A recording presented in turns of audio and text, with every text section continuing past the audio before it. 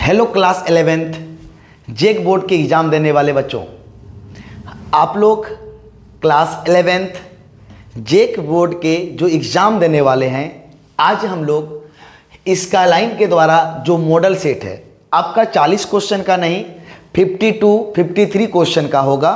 इस तरह से हम लोग फुल सिलेबस को एक साथ कंप्लीट करेंगे और आपके एग्ज़ाम तक डेली सुबह 7 बजे आपको एक स्काईलाइन के द्वारा मॉडल सेट मिलेगा और शाम को 7 बजे आपको एक चैप्टर बेसिक से बताया जाएगा। आप हर एक चैप्टर को बेसिक से करें और उसके बाद ऑब्जेक्टिव को भी बनाएं, सारा प्रॉब्लम बनेगा। तो चलिए बच्चों, हम लोग टाइम को वेस्ट नहीं करते हुए हम लोग स्काईलाइन मॉडल सेट को सॉल्व करेंगे, जो हमारा क्लास 11th मैथ्स पेपर का होगा और उसमें फुल सिलेबस को कंप्लीट करेंगे और एक ऑब्जेक्टिव को ध्यान में रखते हुए उससे रिलेटेड बातों को भी हम लोग सॉल्व करेंगे। तो चलिए बच्चों, स्टार्ट करते हैं। हम लोग सबसे पहला मॉडल सेट फर्स्ट का क्वेश्चन, मॉडल सेट फर्स्ट का जो हमारा प्रॉब्लम है आपके सामने है। तो आइए याद रखिएगा, जो पढ़े हैं उससे रिलेटेड प्रॉब्लम को सॉल्व करना है और हम हर एक चीज़ को क्लियर करके बताएंगे, ध्यान से सुनना है। ये नहीं कि ये बन जाता है इसको स्किप कर दें, नहीं, कुछ तो नया बात बताएंगे, ये फिक्स है। तो आइए, हमारे पास क्वेश्चन में बोला गया है क्या कि एक सेट हमारे पास ए है, ध्यान दीजिएगा, एक सेट हमारे पास ए है और एक सेट हमारे पास बी है। इस दोनों सेट का हमें क्या निकालना है? यूनियन। यूनियन को हिंदी में कहते हैं सम्मिलन और सम्मिलन का मतलब कहता है कि सबको मिला दो। निकालना हमें क्या है? यूनियन। और यूनियन को हिंदी में कहते हैं सम्मिलन और सम्मिलन में ये दोनों सेट के सारे अवयव को, जिसका यूनियन निकालने बोल रहा है, उस दोनों सेट के एलिमेंट को मिला दो। लेकिन याद रहे, एक एलिमेंट को एक बार लिखना है। तो क्या क्या होगा बताइए? 1 2 3 4 लिख चुके हैं, 5 6। तो हमारा कौन सा ऑप्शन होगा जल्दी बताइए? ऑप्शन नंबर ए होगा कि नहीं? क्या दोनों सम्मिलन मतलब सबको मिला दो। तो कैसे निकालेंगे? 1 2 3 4 3 4 लिख चुके हैं, वहां तक लीजिए, 3 4 बोल चुके हैं, बोलना नहीं है 3 4 को, 5 और 6। सेट के अंदर जो एलिमेंट्स होंगे उसको एक बार लिखना और एक बार पढ़ना है। चलिए, यूनियन से रिलेटेड हुआ। अब क्या बोला गया कि हमारे पास, ध्यान से सुनिए, एक सेट ए है, एक सेट ए है, जो बोला गया है क्या इसके अंदर, ध्यान से सुनिए, x is a natural number. आज हम बताएं आप लोगों को, ध्यान से सुनिएगा, नेचुरल नंबर के बारे में। तो बोलता है जो हमारा x है वो नेचुरल नंबर है, लेकिन वह x 3 से बड़ा है और 8 से छोटा है। x जो है वो ग्रेटर देन 3 है बट लेस देन 8 है। उसको हमें रोस्टर फॉर्म में लिखना है। कौन से फॉर्म में? रोस्टर फॉर्म में। तो रोस्टर फॉर्म क्या कहता है? जब सेट के एलिमेंट को हम कोमाज के द्वारा हम सेपरेट करते हैं, अलग करते हैं, तो उस फॉर्म को रोस्टर फॉर्म कहते हैं। लेकिन जब सेट के अंदर एलिमेंट्स के कॉमन प्रॉपर्टीज को इस तरह से लिखते हैं तो उसको सेट बिल्डर फॉर्म कहते हैं। तो हमें रोस्टर फॉर्म में एलिमेंट को कोमाज के द्वारा अलग करना है। तो नेचुरल नंबर में बताइए, ग्रेटर देन 3 क्या होगा? 4 5 6 और लेस देन 8 क्या होगा? 7। क्या 4 5 6 7 कहीं ऑप्शन दिख रहा है? ऑप्शन नंबर ए। टिक मारिए, दन दनादन लिख लिए। क्या रोस्टर फॉर्म समझ में आ गया बच्चों? जब एलिमेंट्स को कोमाज के द्वारा अलग करते हैं सेट्स में तो उसी को हम लोग रोस्टर फॉर्म कहते हैं, और जब कॉमन प्रॉपर्टीज को इस तरह से लिखा जाता है तो इसको सेट बिल्डर फॉर्म यानी समुच्चय निर्माण रूप कहते हैं। चलिए अगले क्वेश्चन को। बोलता है क्या कि अगर दो सेट है हमारे पास ए और बी, तो ए माइनस बी किसके इक्वल होता है? ए माइनस बी किसके इक्वल होता है? ए इंटरसेक्शन बी के इक्वल। तो अब यहां पर हम ए माइनस बी के इक्वल समझते हैं। ए माइनस बी का मीनिंग क्या कहता है? हमें सेट ए के एलिमेंट को लिखना है। क्या करना है? सेट ए के एलिमेंट को लिखना है, बट जो सेट बी में एलिमेंट होगा उसको नहीं लिखना है। सेट ए के एलिमेंट को लिखना है बट सेट बी के एलिमेंट को नहीं लिखना है। तो क्या होगा बताइए, ए इंटरसेक्शन बी? नहीं, ए इंटरसेक्शन बी में तो दोनों के कॉमन एलिमेंट को लिखते हैं। ए इंटरसेक्शन बी में हम दोनों के कॉमन एलिमेंट को लिखते हैं। अब बताइए बोला गया है ए इंटरसेक्शन बी, जरा बताइए ए इंटरसेक्शन बी नॉट, जरा बताइए ए इंटरसेक्शन बी नॉट। अब जरा से ये बताइए ए माइनस बी का मतलब ए के एलिमेंट को लिखना है लेकिन बी के एलिमेंट को नहीं। दैट मीन्स क्या हुआ, जल्दी बताइए, ए इंटरसेक्शन बी नॉट का मीनिंग क्या हुआ? ए इंटरसेक्शन बी का एलिमेंट का मीनिंग हो गया सेट ए का एलिमेंट को लिखना है और सेट ए के एलिमेंट को, और उसका इंटरसेक्शन सेट बी के साथ नहीं होना चाहिए। किसके साथ नहीं होना चाहिए? सेट बी के एलिमेंट के साथ। डैश का मतलब नहीं होता है ना, तो सेट बी के एलिमेंट के साथ नहीं होना चाहिए। किसके साथ? ये आप लोग को सेट थ्योरी में इससे रिलेटेड ऑब्जेक्टिव बताए हैं अगर आप बेसिक पढ़े हैं तो ए इंटरसेक्शन बी नॉट का मतलब ए के एलिमेंट को लिखना है, ए लिख दिए, क्लियर है, बट बी के एलिमेंट को नहीं लिखना है। और ए माइनस बी कहता भी क्या है बच्चों? ए माइनस बी कहता भी क्या है? ए के एलिमेंट को लिखना है बट बी के एलिमेंट को नहीं, तो इसका मतलब ए इंटरसेक्शन बी नहीं, ए इंटरसेक्शन बी नहीं। वहीं अगर बी माइनस ए लिखता, क्या लिखता? बी माइनस ए, तो हम क्या लिखते? जल्दी बताइए, ए नहीं इंटरसेक्शन बी। क्यों? क्योंकि इसका मतलब बी के एलिमेंट को लिखना है लेकिन ए का नहीं, तो यही हमारा ए का नहीं हो गया।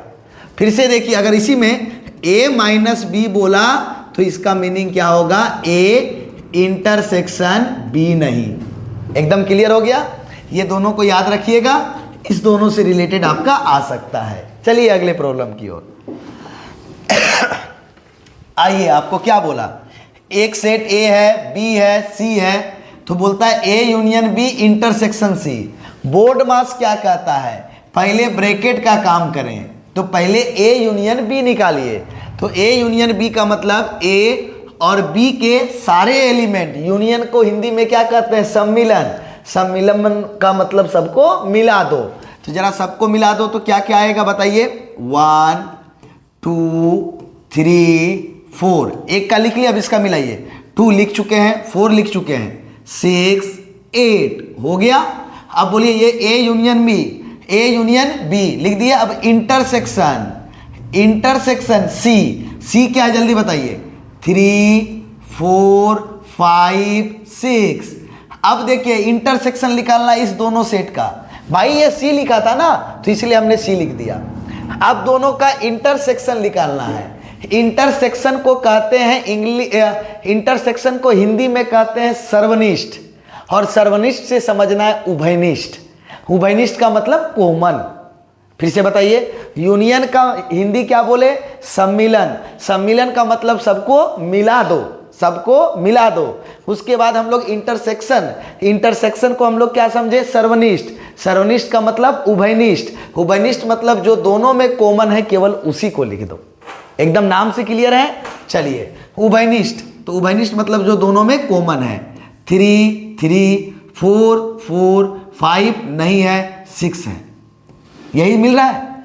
3 4 और 6, 5 नहीं है दोनों में। 3 4 और 6 लिख दिए। 3 4 और 6 ऑप्शन नंबर सी। मजे के साथ बनाइए, एकदम टेंशन नहीं, फिकीर, जितना भी हम चीज को कवर करेंगे। आइए बोलता है क्या, यहां पर देखिए थोड़ा आप लोग को दिक्कत होता है। F of X is equal to X square plus 3x plus 2। तो हमें देन क्या बोला फाइंड करने के लिए? F of 2। तो सुनिए बच्चों, यहां पर क्वेश्चन में आपको हम समझाना चाहते हैं, ध्यान से सुनिए। तो यहां पर क्या समझाना चाहते हैं? देखिए फंक्शन का नाम पढ़िए, ये फंक्शन के नेमिंग को दर्शाता है, ठीक है। तो फंक्शन का नाम क्या है? एफ। तो यहां भी वही फंक्शन है एफ। यहां तक कोई डाउट? जो फंक्शन का नाम यहां एफ है वही फंक्शन का नाम यहां एफ है। सिर्फ क्या है, यहां पर एक्स लिखा है, यहां पर 2 लिखा हुआ है। तो अगर x लिखा है तो सब जगह x था। अब अगर 2 लिखा है तो x के जगह पे 2 लिख दीजिए। सिर्फ क्या कर दीजिए, x के जगह पे ना 2 आया है तो आप भी x के जगह पे जहां जहां x है वहां वहां 2 लिखिए, बाकी सेम टू सेम रहने दीजिए, एकदम मजे के साथ बनाइए। कितना होगा 4 + 6 + 2 = 12। ऑप्शन नंबर बी आया समझ में बच्चों? एकदम ध्यान से देखिए, जो हमारा x के जगह पे अगर 2 रहेगा तो 2 लिखेंगे, 0 रहेगा तो 0 लिखेंगे, 7 रहेगा तो 7 लिखेंगे, 8 रहेगा तो 8 लिखेंगे। अब एक जगह पे इस टाइप से आप लोग कोई मॉडल सेट बना रहे हैं, वो बच्चे दिखाए थे हमें, उसमें कुछ क्वेश्चन ऐसा दिया था, function of x + 1 = x² + 2x - 3, ऐसा हम सपोज कर लेते, ऐसा दिया था। तो हमें फाइंड करने के लिए कहा गया है देन fx = what। इस बार हमें देखिए यहां पर क्या था, fx था तो f(2) फाइंड करने के लिए कहा गया, fx था तो f(2) फाइंड करने के लिए कहा गया, तो x के जगह पे हम 2 पुट कर दिए और सॉल्व कर दिए।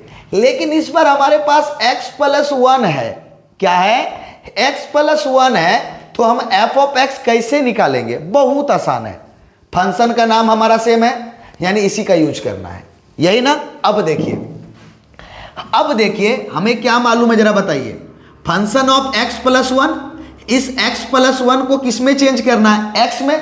तो बताइए क्या कि x + 1 के जगह पे हम क्या पुट करेंगे? हम x + 1 में ऐसा क्या पुट करेंगे जो हमारा x आ जाएगा? तो बताइए x + 1 है, क्या है? x + 1 है, और x के जगह पे ऐसा क्या रखेंगे जो हमारा fx बचेगा? तो बताइए बच्चों, अगर इस x के जगह पे यहाँ +1 है ना, तो अगर हम x के जगह पे x - 1 पुट कर दें, x के जगह पे क्या पुट कर दें? x - 1 पुट कर दें, तो बताइए x - 1 + 1 कैंसिल हो जाएगा, तो बताइए x बचेगा कि नहीं? x + 1 के जगह पे x बचेगा कि नहीं? तो जब x + 1 को हमें x में चेंज करना हो, तो यहाँ जितना प्लस है x के जगह पे उतना माइनस कर देंगे। जैसे अगर आपका x - 2 रहता, क्या रहता बच्चों? x - 2, और उसे x में कन्वर्ट करना रहता, तो यहाँ -2 है ना, तो x के जगह पे पुट कर दीजिए x + 2, देखिए अपने आप x में कन्वर्ट हो जाएगा। माइनस है तो प्लस, प्लस है तो माइनस, तो क्या मिलेगा? x + 2 - 2, ये दोनों घट के हो गया 0, तो मिला केवल x। मिला कि नहीं? अगर प्लस है तो जितना प्लस है x के साथ उतना माइनस को ऐड कर दीजिएगा, और अगर माइनस है तो वहां पे प्लस कर दीजिएगा। तो हमें क्या फाइंड करना है? fx। तो x के जगह पे बोलिए +1 है, तो हम x के जगह पे क्या पुट कर देंगे? x - 1। किसके जगह पे? इस x के जगह पे हम x - 1 रख दिए, और +1 के जगह पे +1। तो बताइए यहाँ x + 1 था, सब जगह हो गया। अब बताइए यहाँ पर x के जगह पे हम लोग क्या रखे थे? x - 1 ना, बोलिए इस x के जगह पे क्या रखे थे? x - 1। तो जहां जहां पर आपको x दिखाई दे रहा है, जहां जहां पर आपको x दिखाई दे रहा है, अब वहां वहां पर आप x - 1 लिख दीजिए। एक मिनट, फ्रेंड आए हैं, जरा सा शादी का कार्ड लेके फ्रेंड आए हुए थे, इसीलिए। चलिए देखते हैं इसको क्या बोले थे अभी। हाँ, क्या बताए थे कि हमें क्या चाहिए? fx + 1 दिया हुआ है, तो हमें fx चाहिए। क्या चाहिए हमें बच्चों? fx चाहिए। तो जब fx चाहिए तो हम क्या बताए थे कि x के जगह पे क्या पुट करना है? अगर +1 है तो x के जगह पे x - 1 पुट करना है, और अगर x - 2 है तो -2 है, तो x के जगह पे +2 अपोजिट पुट करना है x के जगह पे। तो यहाँ पर x + 1 था ना बच्चों, तो x के जगह पे हम क्या पुट कर दिए? x - 1। तो जहां जहां पर आपको x दिखाई दे रहा है वहां वहां पर x - 1 पुट कीजिए। तो क्या होगा यहाँ पर x के जगह पे? बताइए x के जगह पे हम क्या रखे हैं? +1 है ही, x के जगह पे क्या रखे हैं? x - 1।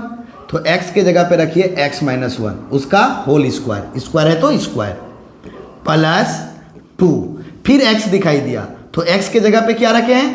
x - 1, और यहाँ पर x नहीं है तो -3 का 3। तो बताइए बच्चों क्या आएगा? x - 1 और +1, यहाँ पे सॉल्व किए, ये बोलिए a - b का whole square, a² 2ab, b का वैल्यू 1 है तो कोई फर्क नहीं पड़ेगा, और प्लस बी स्क्वायर, 1 का स्क्वायर 1, फिर बताइए 2x माइनस 2 से मल्टीप्लाई कर दिए और -3, ये बोलिए -1 + 1 कैंसिल, तो देखिए fx चाहिए था तो हमें f(x) मिला, f(x) चाहिए था तो f(x) मिला, तो क्या मिला बताइए, x² -2x + 2x कैंसिल, अब बताइए -2 -3 -5 और +1 तो -4, ये आपका आंसर हो जाएगा। क्या पुट करने सीखे या नहीं सीखे बच्चों? हर एक तरह के क्वेश्चन को हम क्लियर करेंगे, ये नहीं कि सिर्फ इसी को फोकस करना है। तो अगर आपको x के जगह पे कुछ और लिखा रहेगा, f(x) निकालने बोलेगा, तो अगर +1 रहेगा तो सेम नंबर को x के जगह पे माइनस के साथ पुट कर देना है, x के साथ माइनस के साथ पुट कर देना है, और माइनस रहेगा तो प्लस के साथ, और जो x के जगह पे रखिएगा यहाँ पर, उसी को x के जगह पे रख दीजिए और सॉल्व कर दीजिए। क्या ये समझ में आ गया? अगर समझ में आ गया तो ठीक है, नहीं तो आप हमें कमेंट करें, अगले मॉडल सेट को जब सॉल्व करेंगे तब क्लियर कर देंगे। चलिए आगे चलिए अगले प्रॉब्लम की ओर। बोलता है डोमेन निकालने के लिए, डोमेन किसका, f(x) = √(x - 3)। तो हम इसका डोमेन कैसे निकालेंगे बच्चों? एकदम क्लियर बता चुके थे कि रूट है, क्या है, रूट। तो रूट के अंदर क्या नहीं होना चाहिए, नेगेटिव नहीं होना चाहिए। रूट के अंदर क्या नहीं होना चाहिए, नेगेटिव। यानी क्या, रूट के अंदर, डोमेन का मतलब हम बता चुके हैं, इनपुट।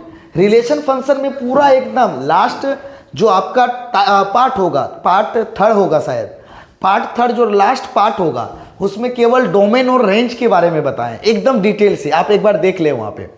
तो डोमेन का मतलब होता है इनपुट, मतलब कि इनपुट कौन है, देखिए इनपुट कहलाता है। तो जो हमारा पॉसिबल वैल्यू ऑफ x होगा, x का जो पॉसिबल वैल्यू होगा वही डोमेन होता है। तो यहां पर x का पॉसिबल वैल्यू क्या होगा बच्चों, तो देखिए यहां पर सबसे पहले रूट है, तो रूट के अंदर जो भी क्वांटिटी रहेगा उसका वैल्यू > 0 कर दीजिएगा। डोमेन निकालने के लिए क्या कीजिएगा, > 0। लेकिन वहीं अगर हमारा फंक्शन fx, अगर फंक्शन fx 1 रहता, 1/√x - 3 रहता, तो ये बाई में है, तो क्या कहता है कि हमारा फंक्शन fx जिस पॉइंट पे नॉट डिफाइन होता है उसको हटा देते हैं। जैसे अगर हमारा रूट के अंदर 0 हो गया, तो बोलिए अगर डिनोमिनेटर में 0 आता है तो नॉट डिफाइन, यानी कि हमें डिनोमिनेटर में 0 नहीं लाना है। तो यानी क्या, तो x - 3 को हम इस बार यहां ओनली 0 लिखेंगे, = 0 नहीं लिखेंगे। क्यों? क्योंकि अगर x - 3 का वैल्यू = 0 हो जाता है तो √0 का वैल्यू 0 होता है, और 1/0 नॉट डिफाइंड। तो जब हमारा 1/, रहेगा, यानी कि बट्टा में अगर हमारा रूट रहेगा तो ओनली > 0 लिखना है, और अगर बट्टा में नहीं रहेगा रूट तो > और = 0 लिखना है। ये काम कर सकते हैं रूट के लिए। तो आइए यहां पर x का वैल्यू निकालिए, > 3 आ गया। और आप लीनियर इनइक्वालिटीज में बताए हैं, ग्रेटर देन है, x क्या है, बड़ा है, x क्या है, ग्रेटर देन है, तो इस नंबर से स्टार्ट करेंगे और इन्फिनिटी तक जाएंगे। लीनियर इनइक्वालिटीज में बताए हैं कि नहीं, पिछले क्लास ही लीनियर इनइक्वालिटीज का बताए हैं। अगर x ग्रेटर देन है तो इस नंबर से स्टार्ट करेंगे और इन्फिनिटी तक जाएंगे, और प्लस इन्फिनिटी हो या माइनस इन्फिनिटी, उसके सामने ओपन इंटरवल। अब देखिए क्या 3 के सामने = का सिंबल है, तो इसके सामने क्लोज इंटरवल। तो close interval 3 to ∞, option number आपका बी हो जाएगा। ऑप्शन नंबर क्या हो जाएगा, बी। लेकिन यही चीज अगर रहता तो इसका क्या हो जाता, देखिए x - 3 को उधर भेज दीजिए +3, तो यानी x ग्रेटर देन है तो हम 3 से स्टार्ट करेंगे और इन्फिनिटी तक जाएंगे। इन्फिनिटी के लिए ओपन इंटरवल, और बताइए 3 के सामने क्या = का सिंबल है, नहीं, तो ओपन इंटरवल। कौन सा इंटरवल, ओपन इंटरवल। यानी ये वाला ऑप्शन हो जाता उस फंक्शन के लिए डोमेन जो होता, ये उस फंक्शन के लिए, इस फंक्शन के लिए जो डोमेन होता वो ऑप्शन नंबर ए होता। किस फंक्शन के लिए, ये डोमेन किसके लिए होता, इस फंक्शन के लिए डोमेन होता। लेकिन इस फंक्शन के लिए हमारा जो डोमेन है वो ऑप्शन नंबर बी है। क्लियर है बच्चों? याद रखिएगा ये रूट वाला 2 टाइप से आएगा, और ध्यान रखिएगा रूट के अंदर नेगेटिव नहीं आना चाहिए। बस नेगेटिव नहीं आने के लिए हम x - 3 को क्या किए, > और = 0। चलिए बच्चों अगले क्वेश्चन की ओर, मजा आएगा एकदम बिंदास। देखिए हर एक क्वेश्चन को गर्दा उड़ा दीजिएगा। तो बोलता है क्या कि बताना है हमें then the number of elements in A cross B, मतलब ए क्रॉस बी में अवयवों की संख्या। तो जब दो सेट को हम मल्टीप्लाई करते हैं, तो उसको कार्टेशियन प्रोडक्ट यानी कार्तीय गुणन कहते हैं। और कार्तीय गुणन में अवयवों की संख्या को हम कैसे निकालते हैं? कहीं मच्छर उच्छर है क्या? बहुत मच्छर उड़ रहा है भाई। तो ए क्रॉस बी में टोटल नंबर ऑफ एलिमेंट, हम बताए थे कि सेट में नंबर ऑफ एलिमेंट्स को n से डिनोट करते हैं। तो ए क्रॉस बी में टोटल नंबर ऑफ एलिमेंट्स क्या होता है? सेट ए में total number of elements into set B में टोटल नंबर ऑफ एलिमेंट्स। तो सेट ए में टोटल नंबर ऑफ एलिमेंट्स कितना है बच्चों? 3। तो लिखेंगे 3। कैसे? 1 2 3 एलिमेंट है और यहां कितना एलिमेंट है? 2 इंटू 2। तो ए क्रॉस बी में टोटल नंबर ऑफ एलिमेंट कितने हो जाएंगे? 6। Option number B. क्लियर है? ए क्रॉस बी में कैसे निकालना है? चलिए अगले क्वेश्चन की ओर। अब देखिए यहां पर ये प्रॉब्लम है। देखिए यहां पर 2 एलिमेंट है और हमारा सेमी ब्रैकेट वक्र कोष्ठक के द्वारा बंद है और बीच में क्या साइन है? इक्वल का। तो हम पढ़ाए थे रिलेशन फंक्शन में इक्वालिटी ऑफ ऑर्डर पेयर। तो इक्वालिटी ऑफ ऑर्डर पेयर में क्या बताए थे? इस पेयर के पहले एलिमेंट को फर्स्ट मेंबर कहते हैं। तो फर्स्ट मेंबर हमारा इक्वल किसके होगा? फर्स्ट मेंबर के। ठीक है बच्चों। और सेकेंड मेंबर किसके इक्वल होगा? सेकेंड मेंबर इक्वल होगा सेकेंड मेंबर के। फर्स्ट मेंबर के इक्वल होंगे और सेकेंड मेंबर के इक्वल होंगे। अब यहां से x का वैल्यू बताइए क्या होगा? 5 - 2, that means x is equal to 5 - 2 का मतलब 3। और बताइए यहां से y इज इक्वल टू 3 -1 को उधर भेज दिए +1, तो y इज इक्वल टू 4। यानी कि x का वैल्यू 3 और y का वैल्यू 4। x का वैल्यू 3 और y का वैल्यू 4। क्या ये भी बताइए पढ़ाए कि नहीं पढ़ाए बच्चों? Equality of order pair. Equality of order pair में क्या कहता है कि पेयर के फर्स्ट मेंबर को फर्स्ट मेंबर के इक्वल करें और सेकेंड मेंबर को सेकेंड मेंबर के इक्वल करें। ठीक। तो हम लोग यहां से सेट थ्योरी से 8 क्वेश्चन सॉल्व किए, लेकिन एग्जाम में 5 क्वेश्चन ही आने वाला है। तो हम इस तरह से बहुत ज़्यादा सॉल्व किए हैं। ये मॉडल सेट हर एक चैप्टर को हम कवर करते हुए आगे चले हैं। चलिए अब आ गया हमारा ट्रिग्नोमेट्री। तो किसका? साइन 75 डिग्री का वैल्यू निकालने बोला है। तो आपको ट्रिग्नोमेट्री फंक्शन में बताए थे कि जब 90 डिग्री से कम एंगल रहेगा बच्चों, 90 डिग्री से कम एंगल रहेगा, क्या बोले? 90 डिग्री से कम एंगल रहेगा तो हम इसे 2 ऐसे एंगल में ब्रेक करेंगे जिसका वैल्यू हम जानते हैं। जब 90 डिग्री से कम एंगल रहेगा तो हम इसे 2 ऐसे एंगल में ब्रेक करेंगे जिसका वैल्यू हम जानते हैं। तो किससे ब्रेक करेंगे? बोलिए 45 डिग्री प्लस 30 डिग्री। होगा या नहीं होगा? अब जैसे ये हो गया तो अब बताइए, तो प्लस और माइनस से आपको हमेशा बोले हैं जब भी प्लस और माइनस दिखाई देगा ना, तो प्लस और माइनस से हमारा टर्म अलग होता है। तो यहाँ कितना टर्म हो गया बताइए? 1 और 1 2 टर्म। तो एक को पढ़िए आप a, चलिए यहाँ साइन है लिख दिए, और एक को पढ़िए, पहला टर्म को पढ़िए a प्लस है प्लस, दूसरे टर्म को पढ़िए b। तो क्या दिखाई दिया बताइए बच्चों जल्दी? Sine a plus b। और फॉर्मूला याद करने का तरीका बताए थे साइन a प्लस b का, जल्दी बताइए। साइन पहले कॉस बाद में, साइन पहले कॉस बाद में, कॉस पहले साइन बाद में, और प्लस है तो प्लस। ट्रिग्नोमेट्री के थर्ड पार्ट में आपको फॉर्मूला याद करने के लिए सिखाए हैं कि नहीं? सारा फॉर्मूला एक साथ कवर करने। तो साइन a प्लस b का फॉर्मूला, साइन पहले कॉस बाद में, कॉस पहले साइन बाद में, प्लस है तो प्लस, माइनस है तो माइनस। लेकिन यहाँ प्लस था तो प्लस दिए। अब बोलिए a का काम कौन कर रहा है? 45 डिग्री, एकदम सेम। बोलिए साइन पहले कॉस बाद में, कॉस पहले साइन बाद में, प्लस है तो प्लस। तो बताइए यहाँ पे साइन 45 डिग्री का वैल्यू 1/√2, इंटू कॉस 30 डिग्री का वैल्यू √3/2 प्लस कॉस 45 डिग्री का वैल्यू 1/√2 इंटू साइन 30 डिग्री का वैल्यू 1/2। अब आइए न्यूमरेटर के साथ मल्टीप्लाई और डिनोमिनेटर के साथ मल्टीप्लाई प्लस न्यूमरेटर के साथ मल्टीप्लाई डिनोमिनेटर के साथ मल्टीप्लाई। अब प्लस आ गया तो एलसीएम लेते हैं, तो 2√2 दोनों में आ गया एलसीएम, तो क्या बचा √3 + 1। क्या है √3 + 1/2√2। बिल्कुल है या नहीं है। अब देखिए इसका ऑप्शन तो एक ये भी हो गया। अब अगला, अगर इसको रेशनलाइज करते हैं, रेशनलाइज का मीनिंग हो गया जब हम लोग डिनोमिनेटर में रूट का टर्म नहीं रखते हैं। तो एक आंसर आपका ये हो गया, डन है।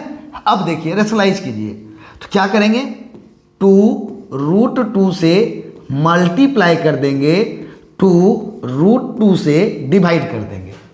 तो जैसे डिवाइड कर दिए बच्चों, तो देखिए यहाँ क्या मिलेगा, ध्यान दीजिएगा, ठीक है, ध्यान दीजिएगा, आसानी से क्लियर हो जाएगा। कैसे, देखिए 2√2 √3 + 1 बाय डिनोमिनेटर के साथ 2 × 2 4 √2 × √2 2।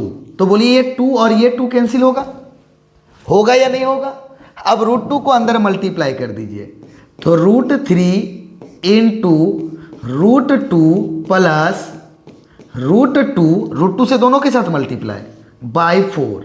अब हम लोग प्रॉपर्टीज क्या जानते हैं मल्टीप्लिकेशन का, √a × √b रहेगा, तो क्या लिखेंगे √ab। √a × √b रहेगा तो क्या लिखेंगे √ab।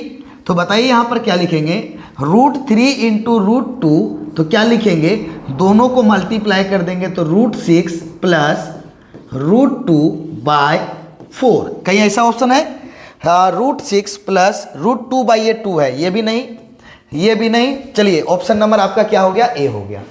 ऑप्शन नंबर आपका क्या हो गया, ए। सर इसको आप क्यों आगे किए, क्योंकि आप याद कीजिए जब हम लोग इस चैप्टर को ट्रिग्नोमेट्री फंक्शन को पढ़ रहे थे तो सेम क्वेश्चन को सॉल्व किए थे, वहां पे हमें 2 ऑप्शन दिखाई दिया था, लेकिन यहां पर एक ही ऑप्शन है, टिक लगा के निकल गए। अब एक चीज और ट्रिक समझना है, क्या समझना है, तो देखिए यहां पर ध्यान से सुनिए, साइन ए का वैल्यू कॉस बी के इक्वल होगा, यानी साइन का वैल्यू और कॉस का वैल्यू इक्वल होगा। मतलब साइन जैसे 75 डिग्री का वैल्यू, तो हम यहां पर क्या है देखिए, साइन 75 डिग्री लिख दिए, तो कॉस के कितने एंगल को लिखेंगे, कॉस के कितने एंगल का वैल्यू लिखेंगे कि दोनों का वैल्यू इक्वल होगा। तो साइन और कॉस का वैल्यू इक्वल तभी मिलता है जब दोनों के एंगल को अगर हम जोड़ें और हमारा 90 डिग्री आ जाए। अगर एंगल ए और एंगल बी को अगर आप ऐड करते हैं और 90 डिग्री आ जाता है, एंगल ए और एंगल बी को जब ऐड करते हैं और 90 डिग्री आ जाता है, तो साइन और कॉस, साइन एंगल और कॉस एंगल का वैल्यू इक्वल होगा। जैसे ये 75 डिग्री है ना, कितना है बच्चों 75 डिग्री, तो 75 डिग्री में कितना ऐड कीजिएगा तो 90 आएगा, 15, यानी कॉस 15 डिग्री का वैल्यू, किसका, कॉस 15 डिग्री का वैल्यू और साइन 75 डिग्री का वैल्यू दोनों का सेम होगा। साइन 75 डिग्री का वैल्यू कितना है, एक √3 + 1/2√2 आया है, तो कॉस 15 डिग्री का भी वैल्यू √3 + 1/2√2 होगा। सही या गलत। अगर इसको आप परखना चाहते हैं तो लिखिए यहां पर साइन 60 डिग्री जिसका वैल्यू आप जानते हैं और कॉस के कितना 30 डिग्री, कि दोनों का वैल्यू इक्वल होगा। दोनों एंगल को जोड़िए तो जरा सा 90 आएगा कि नहीं, बोलिए 90 आएगा कि नहीं। तो जब दोनों का एंगल को ऐड कीजिएगा तो 90 आएगा। और साथ ही साथ देखिए साइन 60 डिग्री का वैल्यू √3/2 होता है और कॉस 30 डिग्री का वैल्यू भी √3/2 होता है। यानी साइन और कॉस के एंगल को जोड़ने के बाद अगर 90 आ जाता है, जिस तरह से एक और एग्जांपल लेते हैं, अगर साइन हम 15 डिग्री लेते हैं तो बताओ कॉस का कितना वैल्यू लेंगे, 75 डिग्री लेंगे। दोनों का वैल्यू क्या आएगा, सेम आएगा, क्योंकि दोनों एंगल को अगर ऐड कीजिएगा तो 90 आएगा। क्या समझ में आ गया? साइन एंगल और कॉस एंगल का वैल्यू इक्वल तभी होगा जब दोनों एंगल को ऐड करने के बाद कितना आता है, 90।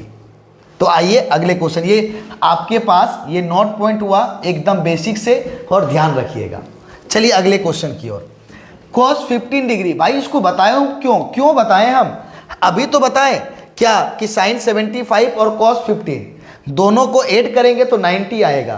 तो 90 आएगा तो बताइए साइन 75 डिग्री का √3 + 1/2 √2 +1 2 √2 ये वाला होगा, और साथ ही साथ √6 + √2, इसका 2 ऑप्शन आएगा। किधर गया, उधर नहीं जाना है, इधर आना है। हाँ, कितना इसको सॉल्व किया था, तो √6 प्लस ये भी आया ना 75 डिग्री का वैल्यू, √6 + √2/4 √6 + √2/4 √6 + √2/4 ऑप्शन नंबर सी। देखिए मिल गया 2 ठो। क्यों हम दोनों का डायरेक्ट बनाए, क्योंकि साइन 75 डिग्री का वैल्यू और कॉस 15 डिग्री का वैल्यू सेम होगा। रीजन क्यों है, क्योंकि 75 डिग्री और 15 डिग्री को ऐड कर रहे हैं तो कितना आ जा रहा है, 90 डिग्री, इसलिए दोनों का वैल्यू हमारा क्या होगा, इक्वल होगा। कोई दिक्कत? चलिए ट्रिक को याद रखिएगा। चलिए साइन स्क्वायर 30 डिग्री, तो साइन 30 डिग्री का वैल्यू 1/2, उसका क्या हो जाएगा, होल स्क्वायर आ जाएगा, प्लस cos 60 डिग्री का वैल्यू सेम होगा 1/2 ही, उसका होल स्क्वायर। क्यों सेम बोले, 30 + 60 को ऐड कीजिए 90 आएगा। तो बोलिए 1/2 का स्क्वायर 1/4, 1/2 का स्क्वायर 1/4, एलसीएम आएगा 4, तो 1 + 1 2/4, दैट मीन्स 1/2। ऑप्शन नंबर ए। इस सब चीज में कोई टेंशन नहीं, बनाइए और निकलिए। बोलता है क्या, साइन थीटा = 3/5 है।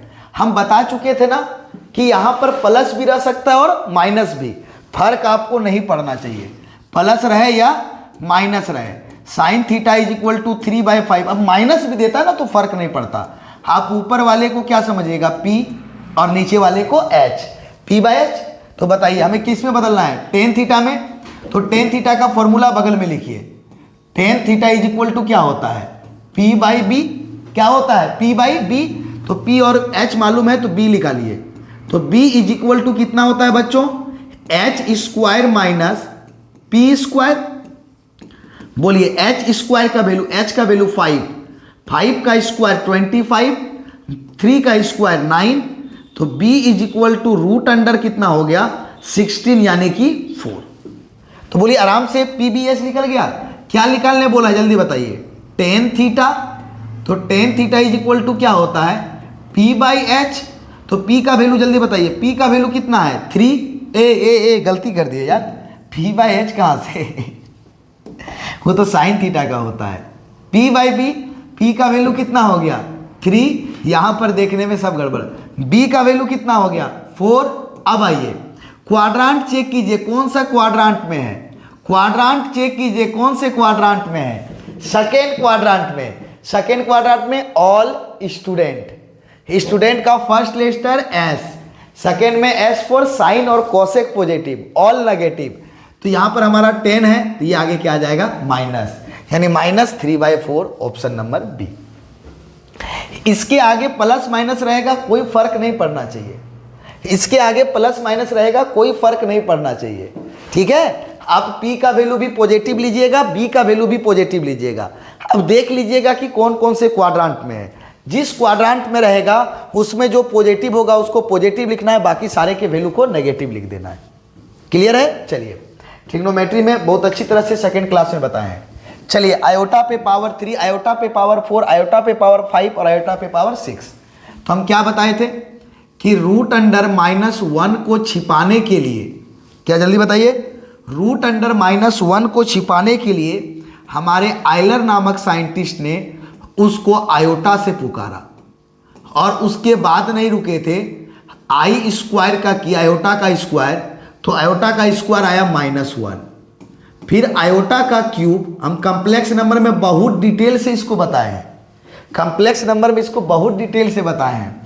आयोटा क्यूब का वैल्यू माइनस आयोटा और आयोटा पे पावर 4 का वैल्यू 1। और हम बताए थे कि आयोटा पे पावर अगर 4 दिखाई देगा, 4 से अधिक दिखाई देगा आयोटा पे पावर, अगर आयोटा पे पावर 4 से अधिक दिखाई देगा तो हम उसे 4 से डिवाइड करके उसका वैल्यू निकाल लेंगे, ये बताए थे।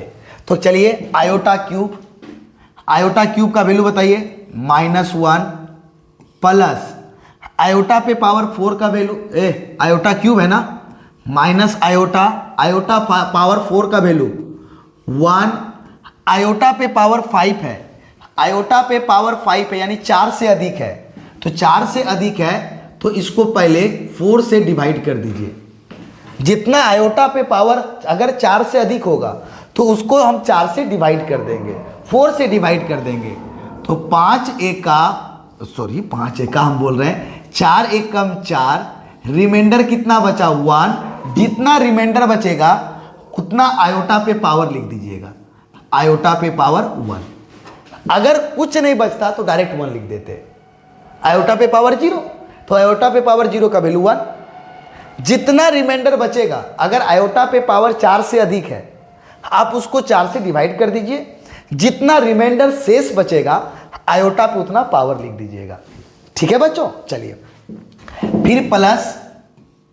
फिर से आयोटा पे पावर आपको 6 दिखा जो 4 से अधिक है। अगर जो भी आयोटा पे पावर 4 से अधिक होगा हम उसको 4 से डिवाइड करेंगे, 4 एका 4, शेष बच गया 2, तो शेष बच गया 2 मतलब आयोटा पे पावर हम 2 लिख देंगे। जितना शेष बचेगा आयोटा पे हम उतना पावर लिख देंगे। तो बोलिए minus iota plus 1 plus iota square का वैल्यू -1, दे धनाधन, आंसर आ गया 0। तो हमारा ऑप्शन नंबर कौन सा हो गया, सी। समझ में आ गया बच्चों कि आयोटा पे पावर अगर हमारा क्या रहे 4 से अधिक रहे तो हम 4 से उसे क्या कर देंगे, डिवाइड कर देंगे। चलिए ना सारे प्रॉब्लम को आसानी से सॉल्व करेंगे। बोलता है क्या इस कॉम्प्लेक्स नंबर का मॉडुलस निकालना है। क्या निकालना है, मॉडुलस। तो कैसे निकालते हैं, modulus of complex number, real number का स्क्वायर का सम। तो रियल नंबर यहाँ क्या है 3 का स्क्वायर प्लस यहाँ रियल नंबर क्या है +4। आयोटा नेगेटिव कभी नहीं होगा, आयोटा कभी नेगेटिव नहीं होगा। अगर माइनस साइन है तो ये रियल नंबर माइनस है, आयोटा कभी माइनस नहीं होगा, याद रखिएगा। 16 9 25, 25 का रूट हो गया 5। आयोटा कभी नेगेटिव नहीं होगा, अगर आगे माइनस है तो ये रियल नंबर माइनस होगा। ठीक है, याद रखिएगा, आयोटा कभी नहीं। आयोटा मतलब आयोटा कभी 0 भी नहीं होने वाला है। तो इसका क्या निकालने बोल रहा है, संयुग्मी यानी कि कंजुगेट। तो किसी कॉम्प्लेक्स नंबर के कॉन्जुगेट को Z बार से डिनोट करते हैं और क्या करते हैं, सारे कॉम्प्लेक्स नंबर को लिख लेते हैं। लिखने के बाद जो हमारा इमेजिनरी पार्ट होता है, इमेजिनरी पार्ट के सामने जो साइन होता है हम उसको चेंज कर देते हैं। 1 के जगह 1, आयोटा की जगह आयोटा, एकदम सेम सब लिख देंगे, सिर्फ साइन को छोड़ करके। किसके साइन को छोड़ करके, इमेजिनरी पार्ट के आगे के साइन को छोड़ करके, और उसके साइन को क्या करेंगे, चेंज करके लिख देंगे। क्या करके, चेंज करके लिख देंगे, वही उसका कंजुगेट हो जाएगा। रियल पार्ट में नहीं चेंज करना है, रियल पार्ट प्लस है तो प्लस लिखेंगे, माइनस है तो माइनस लिखेंगे। लेकिन जो हमारा इमेजिनरी पार्ट है वो इस इमेजिनरी पार्ट के आगे जो साइन होगा हम उसको चेंज करेंगे। केवल प्लस है तो माइनस लिखेंगे और माइनस है तो प्लस लिखेंगे। तो यहाँ प्लस था तो क्या लिख दिए, -1 माइनस आयोटा, ऑप्शन नंबर ए। कंजुगेट सीख गए। चलिए, जैसे अगर हमारा कॉम्प्लेक्स नंबर -3 -4 आयोटा रहता तो इसके कॉन्जुगेट को Z बार से डिनोट करते हैं, इसके रियल पार्ट और इमेजिनरी पार्ट को एकदम लिख देते, और इमेजिनरी पार्ट के आगे जो सिंबल है हम उसको केवल चेंज करेंगे। केवल इमेजिनरी पार्ट के आगे का, रियल पार्ट के आगे का साइन चेंज नहीं होगा। कॉन्जुगेट में, संयुग्मी में रिलेटेड क्वेश्चन आता है। बोलता है कि 1 प्लस आयोटा का होल स्क्वायर, 1 प्लस आयोटा का होल स्क्वायर। बहुत सारे बच्चे ना क्या करते हैं, a प्लस हड़बड़ी में a प्लस b का होल स्क्वायर को लिख देते हैं ए स्क्वायर प्लस बी स्क्वायर, जो कि सरासर गलत है। भाई ये दो टर्म है, प्लस और माइनस से हमारा टर्म अलग होता है। तो एक को पढ़ने क्या सिखाए हैं ए, और एक को क्या पढ़ने सिखाए हैं बी। तो बताइए ए प्लस बी का, फिर मच्छर आ गया बच्चों, ए प्लस ए कहाँ पर है ये, तो क्या होगा ए प्लस बी का होल स्क्वायर, ए स्क्वायर प्लस 2a 2ab और प्लस बी स्क्वायर। तो बोले 1 का square 1 plus 2 iota, iota square का वैल्यू -1, तो +1 -1 कैंसिल, तो क्या आ गया 2 आयोटा। तो 2 आयोटा है हमारे पास ऑप्शन नंबर ए में। क्या बच्चों समझ में आ रहा है? बिल्कुल। अब आपको ठीक लग रहा है मॉडल सेट को सॉल्व करने में? बिल्कुल। अगर आपको समझ में आ रहा है तो हमें बताएं। अगर आप लोग को हम सब चीज़ अवेलेबल करवाएंगे, समय पे टाइम पे सिलेबस भी कंप्लीट होगा। आप लोग हड़बड़ाएं नहीं, वेट करें, वेट कीजिए। सारा चीज़ हम आपके सामने डेली मॉर्निंग में 7 बजे आपको मॉडल सेट मिल जाएगा। चलिए अब इसको, ये असमीका लीनियर इनइक्वलिटीज का प्रॉब्लम है, तो कैसे सॉल्व करते हैं। 3x, पिछला क्लास हम इसी से रिलेटेड डाले हैं अभी। 3x - 5 इज लेस देन 7, तो क्या आएगा बताइए। हमें x को चाहिए तो -5 को उस साइड भेज देंगे, तो 7 + 5, तो क्या मिलेगा 3x 7 + 5 12। अब x को फ्री होने से डिस्टर्ब कौन कर रहा है 3 को उस साइड भेज देंगे, डिवाइड हो जाएगा, तो क्या होगा x इज लेस देन 4।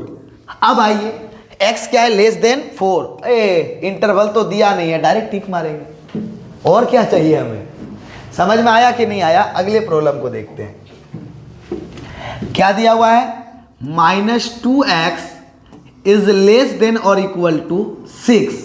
तो बोलिए x को फ्री होने से कौन डिस्टर्ब कर रहा है, पहले माइनस, तो हम बोथ साइड माइनस से मल्टीप्लाई करेंगे, तो ये माइनस माइनस प्लस हो जाएगा और ये प्लस माइनस माइनस हो जाएगा। लेकिन हम लोग इनइक्वलिटीज में, असमीका में, जब हम बोथ साइड माइनस से मल्टीप्लाई करते हैं तो ये असमीका का चिन्ह, इनइक्वलिटीज का साइन हमारा चेंज हो जाता है। लेस देन है तो ग्रेटर देन हो जाएगा, ग्रेटर देन है तो लेस देन हो जाएगा, अगर इक्वल टू है तो इक्वल टू ही रहेगा। तो जैसे हम चेंज कर दिए, अब बताइए x को, ये क्यों साइन चेंज हुआ समझ में आया? ये -2x लेस देन था, लेकिन ये ग्रेटर देन कैसे हो गया समझ में आया? क्योंकि बोथ साइड हमने माइनस से मल्टीप्लाई किया।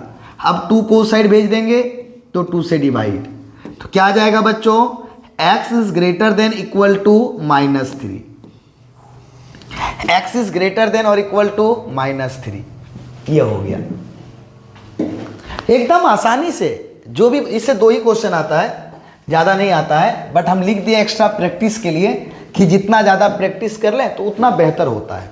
इसलिए हम प्रैक्टिस को बहुत ख्याल रखें कि इंटरवल से भी रिलेटेड प्रॉब्लम को डाल दिए, अगर केवल इनइक्वलिटीज दिया हो तो कैसे सॉल्व करना है वो भी डाल दिए, सारी चीज़ को क्लियर कर दिए।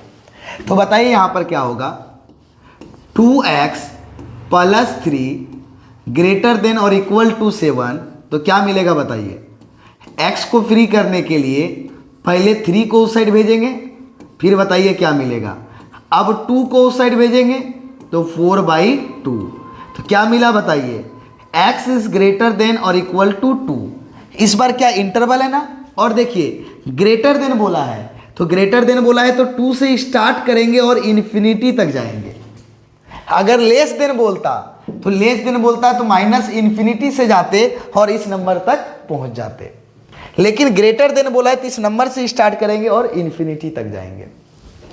प्लस इन्फिनिटी हो या -इन्फिनिटी हो, ओपन इंटरवल, डन। अब आगे देखिए, बहुत मच्छर परेशान कर रहा है, लेकिन अब देखिए यहाँ पे 2 के सामने क्या है हमारा इक्वल टू है, तो क्या हो जाएगा क्लोज इंटरवल। अगर इक्वल टू नहीं रहता तो open interval, close interval 2 to infinity, option number ए।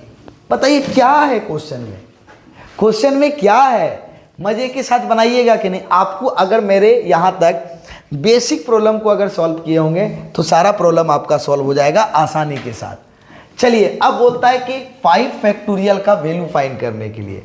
तो फैक्टोरियल होता क्या है? फैक्टोरियल जी पियानो नामक साइंटिस्ट ने इनका खोज किया था। वो क्या बोलता है, चर्च में वो घंटा बजाते बजाते 1 घंटा बजाए अलग धुन आया, फिर 2 घंटा बजाए अलग धुन। घर में थाली लीजिएगा, एक थाली को लगातार बजाइएगा, देखिएगा धुन कैसा निकलता है। फिर 2 थाली को लीजिएगा, अलग अलग टाइप से बजाइएगा, देखिएगा धुन कैसा निकलता है। वो धुन को काउंट करने के लिए ना उन्होंने क्या किया था, फैक्टोरियल का खोज किया था, और मल्टीप्लिकेशन आसान हो रिप्रेजेंट करने के लिए। तो चलिए अभी उतना डिस्कस नहीं करेंगे। तो क्या है 5 फैक्टोरियल? 5 फैक्टोरियल का मीनिंग होता है बच्चों कि 5 से मल्टीप्लाई करना है और 5 से मल्टीप्लाई करते करते 1 तक पहुंच जाना है। 5 फैक्टोरियल का मतलब जिस नंबर का फैक्टोरियल निकाल रहे हैं वो वहां से स्टार्ट करेंगे और मल्टीप्लाई करते हुए कहाँ तक पहुंच जाएंगे, 1 तक। तो कितना हो जाएगा, 5 चौक 20 दिया, 60 दूना 120। 120 हमारा आंसर हो गया, ऑप्शन नंबर ए। अब देखिए फैक्टोरियल में, जैसे 5 फैक्टोरियल का मीनिंग हम लोग क्या लिखे, 5 इंटू 4 इंटू 3 इंटू 2 इंटू 1 होता है ना। अगर आप 1 से पहले कहीं भी रुकिएगा, जैसे 5 इंटू हमें 4 तक ही लिखना है, 1 तक होता ही हम जानते हैं ना, लेकिन अगर 4 तक ही रुकना है तो यहाँ पे फैक्टोरियल लगा दीजिएगा। बोलिएगा नहीं सर हमें जाना है 3 तक, तो 5 इंटू 4 इंटू 3 का फैक्टोरियल। 5 फैक्टोरियल का मतलब क्या होता है कि जिस नंबर का हम फैक्टोरियल निकाल रहे हैं उस नंबर से स्टार्ट करते हुए लगातार 1 तक जाना है मल्टीप्लाई करते हुए। लेकिन 1 से पहले आप कहीं भी रुकिएगा तो रुक सकते हैं, लेकिन आप वहां फैक्टोरियल लगा दें। क्या लगा दें बच्चों, फैक्टोरियल। कोई डाउट? चलिए अब देखिए फैक्टोरियल में, जैसे आप 5 फैक्टोरियल को लिखे हैं तो जिस नंबर का फैक्टोरियल लिखे हैं पहले वो है ना, इनटू अगले नंबर में देखिए उस नंबर से 1 माइनस है। ध्यान से देखिए 5 माइनस 1 4 है। अगले नंबर में देखिए 2 माइनस है, 5 माइनस 2 कितना होगा, 3 है। फिर सर्दी आने वाला है।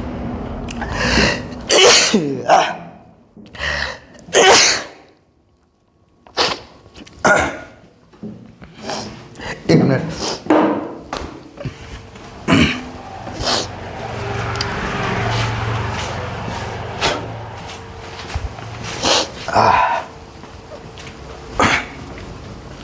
तो देखिएगा बच्चों कितना हो गया, 5 माइनस 2। फिर आगे मल्टीप्लाई कीजिएगा, ओए रुक जा। आगे फिर देखिएगा तो ये हमारा 2 है, तो इसको क्या लिखिएगा 5। देखिए यहाँ पे 5 माइनस 2 3 आया ना। अब क्या लिखिएगा 5 माइनस 3 आएगा कि नहीं, 5 माइनस 3 2। और अगला देखिएगा क्या आएगा, अगला 1 है, तो इसका मतलब 5 माइनस 4। यानी कि जिस नंबर का हम फैक्टोरियल निकालते हैं तो पहले उस नंबर को लिखते हैं, फिर उस नंबर में 1 माइनस करते हैं, फिर उसमें 2 माइनस करते हैं, फिर उसमें 3 माइनस करते हैं, और फिर उसमें 4 माइनस करते हैं। जब 5 का फैक्टोरियल निकाले तो 5 से एक कम कितना 4 होता है, 4 तक माइनस करेंगे। अगर उसी तरह से 6 का फैक्टोरियल लिखना रहता तो हम लोग लिखते पहले 6, फिर क्या लिखते हैं 6 माइनस 1, फिर क्या लिखेंगे 6 माइनस 2, अगले टर्म में 2 माइनस, फिर बोलिए 6 माइनस 3, फिर बोलिए 6 माइनस 4, और फिर बोलिए एक कम 6 माइनस 5 आएगा। अब आगे नहीं लिखना है। तो जितना का फैक्टोरियल हम माइनस करते करते उसे एक कम तक माइनस कर सकते हैं। क्या ये सारी चीजें समझ में आ गई? चलिए इसका यूज करेंगे आगे। चलिए अब क्या बोलता है, ये P लिखे हैं मतलब 6 परम्यूटेशन 3। ये P, इसको लिखने में थोड़ा टाइपिंग करने में हमें दिक्कत हो रहा था, इसीलिए हम डायरेक्ट लिख दिए परम्यूटेशन 6,3 का मतलब 6 परम्यूटेशन 3। 6 परम्यूटेशन 3। तो देखिए NPR का फॉर्मूला होता है n factorial by n minus r factorial. क्या होता है, NPR का formula n factorial by n minus are factorial. n का काम ऊपर वाला करता है और नीचे वाला r का काम करता है। तो कैसे निकालेंगे, बोलिए n factorial by n minus are factorial. लिख दिए बच्चों। तो आइए यहां पर फिर से 6 फैक्टोरियल बाई 6 में 3 चला गया 3 फैक्टोरियल। अब लिख दिए। अब 6 फैक्टोरियल का मतलब 6 से मल्टीप्लाई होते हुए 1 तक जाना है, लेकिन 1 तक जाने में 3 से मुलाकात होगा, वहीं रुक जाइएगा। क्यों? क्योंकि कटने के लिए 3 का फैक्टोरियल आपका वेट कर रहा है। तो क्या लिखेंगे, 6 into 5 into 4 into 3 factorial by नीचे भी कितना है हमारा 3 फैक्टोरियल। ये 3 फैक्टोरियल कैंसिल, तीनों हमारा। तो ये देखिए 3 फैक्टोरियल था, इसीलिए कैंसिल हुआ, नहीं तो अदरवाइज कैंसिल नहीं होता। तो 6 पंचे 30 चौका 120, आपका ऑप्शन नंबर ए 120।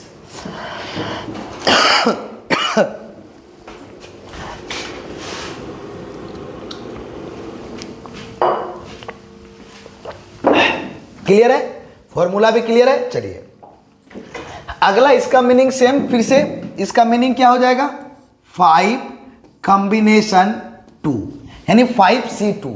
तो देखिए हमारा कॉम्बिनेशन का फॉर्मूला होता है NCR का फॉर्मूला होता है n factorial by n minus are factorial into are factorial. क्या, n factorial by n minus are factorial into are factorial. हमारा परम्यूटेशन का ही फॉर्मूला होता है, लेकिन एक्स्ट्रा डिनोमिनेटर में आर फैक्टोरियल से मल्टीप्लाई करते हैं। क्यों करते हैं, ये बेसिक है, हम लोग उसमें आपको देखना नहीं है। आप बार बार बोल रहे हैं सर जल्दी मॉडल सेट को सॉल्व कीजिए, सर मॉडल सेट को सॉल्व कीजिए। तो चलिए देखिए मॉडल सेट को क्या करेंगे, बेसिक नहीं जानिए, आपको यही करना है, कोई दिक्कत नहीं है। 5 फैक्टोरियल, n का काम 5 और r का काम 2, n minus are factorial 5 minus 2 factorial into r का फैक्टोरियल, r कितना है 2, तो 2 का फैक्टोरियल। एकदम मजे के साथ बनाइए, कोई दिक्कत नहीं है। बोलिए 5 इंटू 4 इंटू क्या 3 फैक्टोरियल लिख सकते हैं। सर आप 3 फैक्टोरियल में क्यों रुके, हम 1 तक जाते, हम 1 से पहले कहीं भी रुकेंगे तो वहाँ फैक्टोरियल लगाते हैं, हम अच्छी तरह से डिटेल में बताए अभी। तो 5 माइनस 2 क्या आने वाला है 3 फैक्टोरियल, इसीलिए हम 3 फैक्टोरियल में रुक गए। अब बताइए क्या लिखा हुआ है, 2 फैक्टोरियल को 2 इंटू 1, ये कैंसिल हो गया, 2 2 आर 4, तो 5 इंटू 2 10, ऑप्शन नंबर हमारा ए। बोलिए बच्चों समझ में आ रहा है, एकदम आसान सा प्रॉब्लम है, सॉल्व करते जाइए। अब बोलता है क्या, हमारे पास कितना है, एक कमेटी का बात हो रहा है जिसमें 8 व्यक्तियों में से 8 पर्सन में से 3 व्यक्तियों का हमें कमेटी बनाना है, तो कितने प्रकार से बना सकते हैं। तो देखिए बच्चों, जब हम अरेंज करते हैं, जब अरेंजमेंट का बात हो, क्या हो, अरेंजमेंट का बात हो, तो वहां पे हम परम्यूटेशन का बात करते हैं। परम्यूटेशन, n पर्सन में से r पर्सन को अरेंज करना, अरेंज करने का मतलब सजाना। जब सजाने का बात हो तो परम्यूटेशन का काम करते हैं, लेकिन जब सिलेक्शन का बात हो, हमें सिलेक्ट करना हो, चुनना हो, तो हम उसे NCR, n पर्सन में से r पर्सन को सिलेक्ट करना, n व्यक्ति में से r व्यक्ति को चुनना। जब चुनने का बात हो, सिलेक्ट करने का बात हो, तो हम कॉम्बिनेशन का यूज करते हैं, और जब अरेंज करने का बात हो, सजाने का बात हो, तो हम परम्यूटेशन का यूज करते हैं। तो यहाँ पर क्या बोलता है, 8 पर्सन में से हमें 3 व्यक्ति का क्या करना है, एक कमेटी बनाना है, मतलब 3 पर्सन को क्या करना है, सिलेक्ट करना है। तो 8 पर्सन में से सिलेक्ट करना मतलब कॉम्बिनेशन, कितने पर्सन को सिलेक्ट करना है, 3 पर्सन को सिलेक्ट करना है। क्या बोला गया बताइए, 8 पर्सन में से 3 पर्सन का समिति बनाना है, दैट मीन्स 8 व्यक्ति में से 3 व्यक्ति को हमें क्या करना है, चुनना है, सिलेक्ट करना है। तो चुनने का मतलब क्या बताए थे, कॉम्बिनेशन। क्या बताए थे, कॉम्बिनेशन। तो क्या हो जाएगा बोलिए, NCR का formula n factorial n minus are factorial into are factorial. तो क्या होगा 8 का factorial 8 into 7 into 6 into 5 factorial. क्यों सर आप यहीं रुक गए, 1 तक क्यों नहीं गए? क्योंकि यहां देखिए 5 फैक्टोरियल आएगा, तो 5 फैक्टोरियल इंटू 3 फैक्टोरियल का मतलब 3 into 2 5 factorial, 5 factorial cancel, 3 into 2 6 cancel, तो 8 इंटू 7 56, यानी कि क्या होगा हमारा ऑप्शन नंबर ए। कितना 8% में से हमें 3% को सिलेक्ट करके एक कमेटी बनाना था। तो जब सिलेक्ट करने का बात होगा बच्चों तो उसको कॉम्बिनेशन से दिखलाएंगे, और जब हमें अरेंज करने का बात हो, सजाने का बात हो, तो परम्यूटेशन से दिखाएंगे। तो आइए अगले क्वेश्चन की ओर। बोलता है क्या कि 1 + x whole to the power 5 के प्रसार में xq का कोफिशिएंट क्या होगा? तो देखिए ये बाइनोमियल थ्योरम हम लोग पहुंच गए। a + b whole to the power n का जो हमारा होता है, क्या लिखते हैं जल्दी बताइए। r का वैल्यू ध्यान से देखिएगा एक एक करके। r का वैल्यू हम 0 से पावर तक जाते हैं। r का वैल्यू एक बार 0 लेंगे, उसके बाद 1 लेंगे, उसके बाद 2 लेंगे, उसके बाद 3 लेंगे, तो इसी तरह से जितना पावर है वहां तक जाएंगे। अगर पावर 7 है तो r का वैल्यू 0 से हम 7 तक रखेंगे। अभी डिटेल से पढ़ाएंगे आप लोगों को परम्यूटेशन, कॉम्बिनेशन, फिर बाइनोमियल थ्योरम, इतना डिटेल से बताएंगे ना। ये सब क्वेश्चन को ना हवा में उड़ा दीजिएगा, डायरेक्ट बनाइएगा। और उसके बाद a + b to the power 10 का फॉर्मूला पूछे बता दीजिएगा। a + b to the power a + b whole to the power 100 का फॉर्मूला पूछेगा वो बता दीजिएगा। कुछ भी फॉर्मूला पूछे आप बता दीजिएगा a + b या a - b में जितना पावर लिख दे, 200 1000 जितना लिख दे। अभी तक तो क्यूब तक ही बताते हैं, उसके बाद सब बता दीजिएगा। एकदम डिटेल से बताएंगे, एक एक स्टेप बताएंगे, खाली ध्यान से सुनिएगा। और फिर 12th हम स्टार्टिंग से स्टार्ट करेंगे, बेसिक से। सिर्फ एनसीईआरटी वहाँ सॉल्व नहीं करेंगे बस, जो कि आपके जेक बोर्ड में एनसीईआरटी सॉल्व एग्जाम में आता है, हम एनसीईआरटी को सॉल्व नहीं करेंगे। हम अदर कोई भी बुक को, रेंडम किसी प्रॉब्लम को सॉल्व करेंगे और आपको बताएंगे। हो सकता है हम आर डी शर्मा को सॉल्व करें। चलिए आगे चलते हैं। तो क्या हो जाएगा, ये बाइनोमियल थ्योरम में हो जाएगा। तो a + b whole to the power n को समेशन का मतलब जोड़ होता है, और क्या लिखते हैं, पावर n है NCR। अगर पावर आपका 4 रहता 4CR, r का वैल्यू क्लियर है, 0 से स्टार्ट करेंगे n तक जाएंगे, जितना पावर रहेगा वहां तक।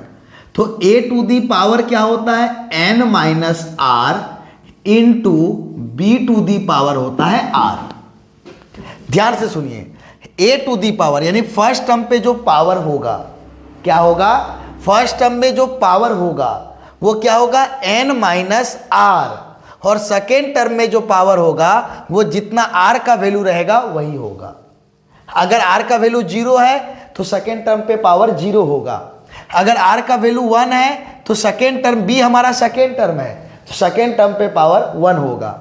अगर r का वैल्यू 2 है तो सेकेंड टर्म b है, उस पे पावर 2 होगा, और फर्स्ट टर्म पे n - r होगा। तो देखिए यहां पर हमारे पास क्या है binomial, 1 + x to the power 5।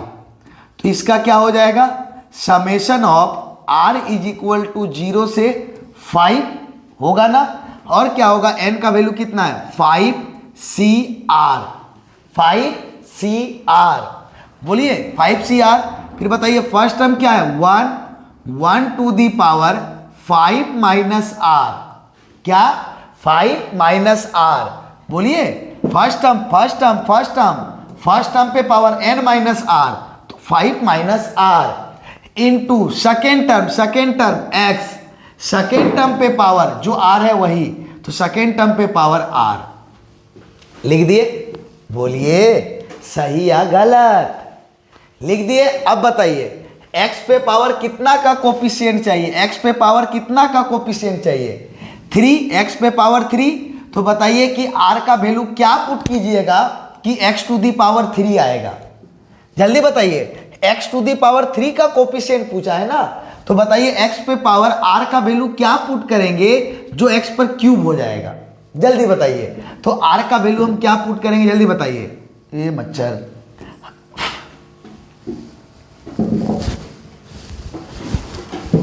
Are का वैल्यू क्या पुट करेंगे? अगर हम आर का वैल्यू क्या पुट करेंगे जो क्यूब होगा, आर का वैल्यू हम 3 पुट करेंगे। तो जैसे आर का वैल्यू 3 पुट कीजिएगा तो बताइए आर कंफर्म हो गया। तो लिखेंगे 5c3 1 to the power 5 minus 3 into x to the power 3। कैसे समझे बताइए? आर का वैल्यू 3, किसका कोफिशिएंट पूछा? एक्स क्यू का, यानी एक्स पे पावर 3 चाहिए। एक्स पे पावर कितना चाहिए बच्चों? 3 चाहिए। तो बताइए आर का वैल्यू हम क्या पुट करेंगे जो 3 आएगा? तो आर का वैल्यू हम 3 ही पुट करेंगे, तभी तो एक्स पे पावर 3 होगा। दैट मीन्स आर का वैल्यू कितना हो गया? 3। तो जहां जहां आर था हम वहां 3 रख दिए। बोलिए, ये एन का काम, ये आर का काम। एन सी आर का formula, n factorial n minus are factorial into are factorial. 1 पे पावर कुछ भी हो 1 और एक्स क्यू। बताइए 5 फैक्टोरियल को क्या लिखेंगे? 5 into 4 into 3 factorial by 5 minus 3 2 factorial into 3 factorial, cancel, x cube. बोलिए यहाँ से 5 इंटू 4 बाय 2 इंटू 1 2 का फैक्टोरियल, 2 दूना 4, एक्स क्यूब। कितना आया बताइए? 10x cube.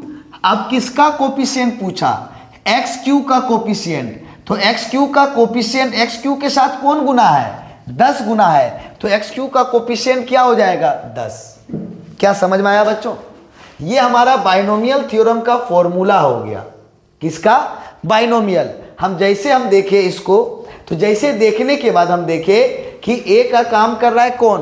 1, और बी का काम कौन कर रहा है? 5 बोल रहे हैं यार। बी का काम कौन कर रहा है? x, और n का काम कौन कर रहा है? 5। a का काम 1, b का काम x और n का काम 5। फॉर्मूला में बैठा दिए। बैठाने के बाद एक्स क्यू का कोफिशिएंट चाहिए था, तो हमने क्या किया कि x पे हम जैसे फॉर्मूला लिखे, तो बोलिए r था, तो r का वैल्यू हम क्या पुट करते तो कि एक्स क्यू बन जाएगा ये।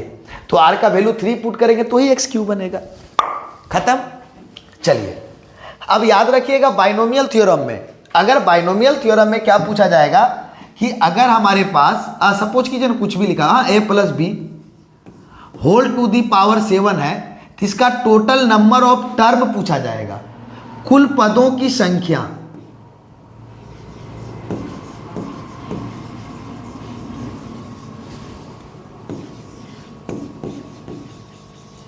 टोटल नंबर ऑफ टर्म्स पूछा जाएगा, कुल पदों की संख्या अगर आपसे पूछा जाएगा। क्या पूछा जाएगा? कुल पदों की संख्या। तो जितना पावर है उसमें एक ऐड कर दीजिएगा, यानी टोटल टर्म कितना हो जाएगा? 8। कितना हो जाएगा? 8। जितना हमारा बाइनोमियल में जितना भी पावर होगा उसमें एक ऐड कर दीजिएगा, उतना हमारा नंबर ऑफ टर्म हो जाएगा, यानी पावर से एक अधिक। चलिए बोलता है क्या? फिर से एक्स स्क्वायर का कोफिशिएंट पूछा। एकदम मस्ती के साथ बनाइएगा, आप प्रेशर फील नहीं कीजिएगा, हम पहले बता दे रहे हैं। तो क्या लिखेंगे जल्दी बताइए?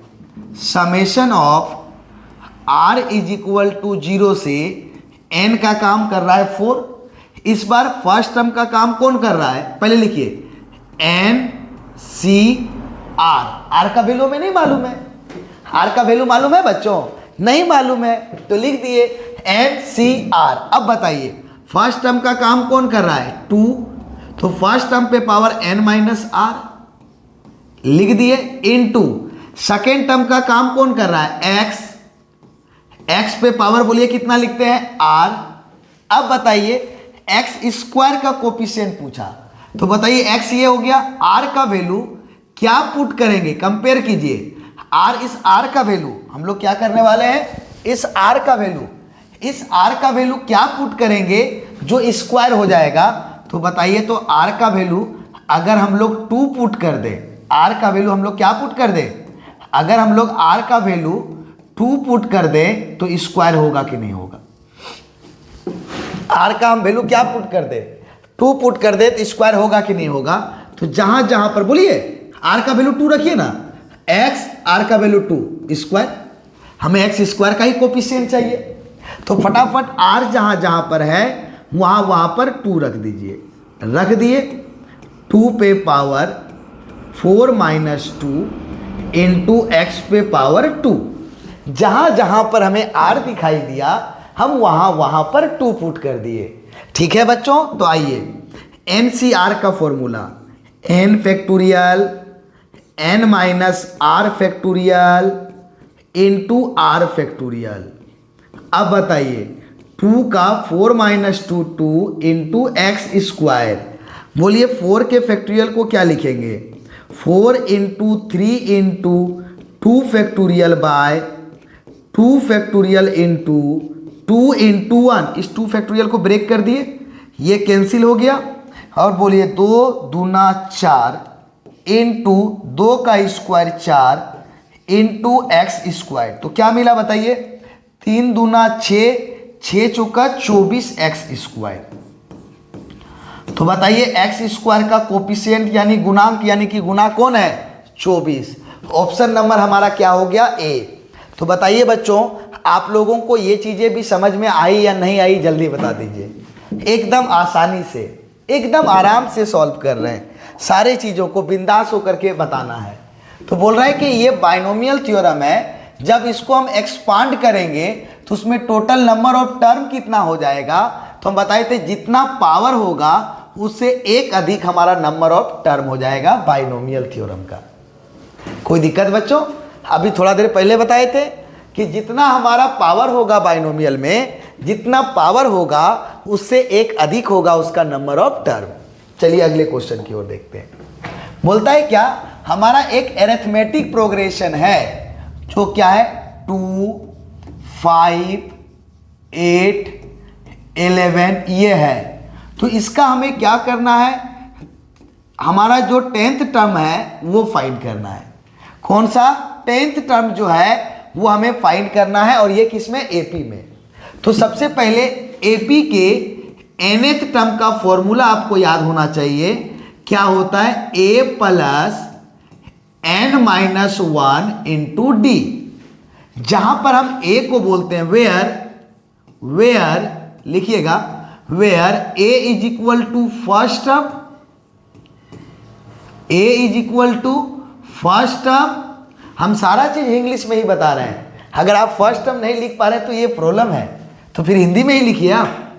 n total number of terms, n is equal to total number of terms, n is equal to total number of terms and d is equal to common difference सार्व अनुपात। कॉमन डिफरेंस सार्व अनुपात यानी क्या कि जब भी हमें किसी भी टर्म को फाइंड करने के लिए कहा जाए, किसी भी टर्म को अगर फाइंड करने के लिए कहा जाए तो हमें 3 चीज़ों की मालूम होना एकदम आवश्यक है। क्या? एक फर्स्ट टर्म, तो बताइए देख करके इसका फर्स्ट टर्म कितना है? 2। अगला बताइए टोटल नंबर ऑफ टर्म्स, तो कितने टर्म्स को फाइंड करना है? 10th टर्म को, तो n का वैल्यू हो गया 10। और उसके बाद हमें क्या मालूम होना चाहिए?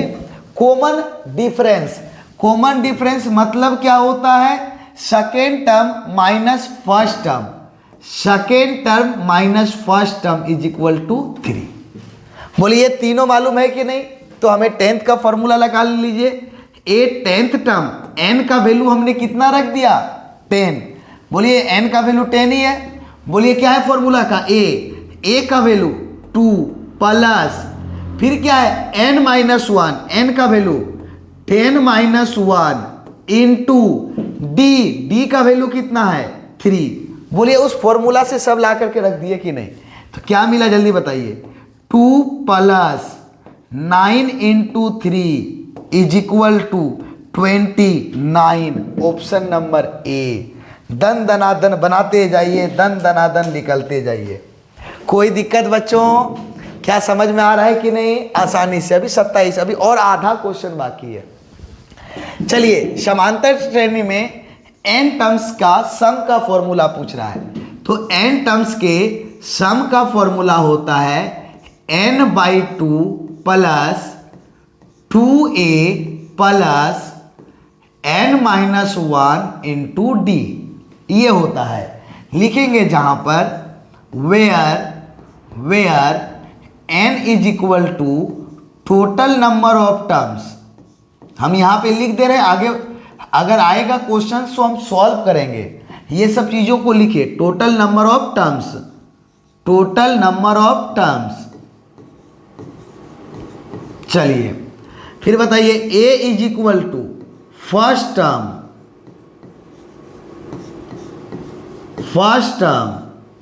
n हम लिख चुके, फिर d is equal to common difference. वो यहां अंतर लिख दिए थे कि अनुपात लिख दिए थे? अरे भाई रुक जा भाई, हमको याद आया, हम क्या लिख दिए, कॉमन डिफरेंस बोल रहे हैं और अनुपात लिख रहे हैं। ये सार्व अंतर होगा, सार्व अंतर होगा बच्चों, कॉमन डिफरेंस यानी सार्व अंतर। तो यहाँ भी हमें तीन चीज़ों की आवश्यकता पड़ती है। और इसका एक और फॉर्मूला होता है, बहुत मच्छर डिस्टर्ब कर रहा भाई, वायरल क्यों होना चाह रहा है तुम लोग, हमको पढ़ाने दो ना अभी। इसका एक और फॉर्मूला होता है n/2 into a plus nth term. यहां पर हमारा फॉर्मूला ये हमारा होगा where n is equal to total number of terms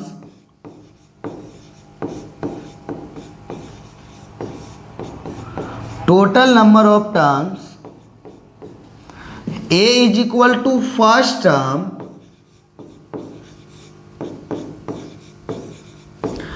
और an is equal to nth term, an is equal to nth term. तो देखिए यहाँ पर जिसको nth टर्म, an को हम लोग l से भी डिनोट करते हैं। किससे डिनोट करते हैं? n किससे? l से भी डिनोट करते हैं। तो क्या क्या फॉर्मूला है? n/2 2a plus n-1 into D, ये भी हो गया। n/2 a प्लस l, ये भी हो गया। a और b दोनों, इसका मतलब ये दोनों हटाओ और दोनों सही है फॉर्मूला, तो ऑप्शन नंबर सी पे लगाओ और बोलो हम तो निकलते हैं। क्लियर है? और बताइए, हाँ ये आपका नहीं, अगर इस फॉर्मूला में नहीं ये नहीं होता, नहीं ये नहीं है, डी नहीं है, डी नहीं है, n/2 भी चाहिए और यहाँ 2a भी चाहिए तो होता। क्लियर है बच्चों? ये दोनों फॉर्मूला हम लिख दिए, वो दोनों फॉर्मूला हुआ था। तो ऑप्शन नंबर ए और बी, जब भी एपी के n टर्म्स के अगर सम से रिलेटेड फॉर्मूला क्वेश्चन पूछा जाए तो इस फॉर्मूला का यूज कीजिएगा, आराम से बनेगा। चलिए अगले क्वेश्चन की ओर।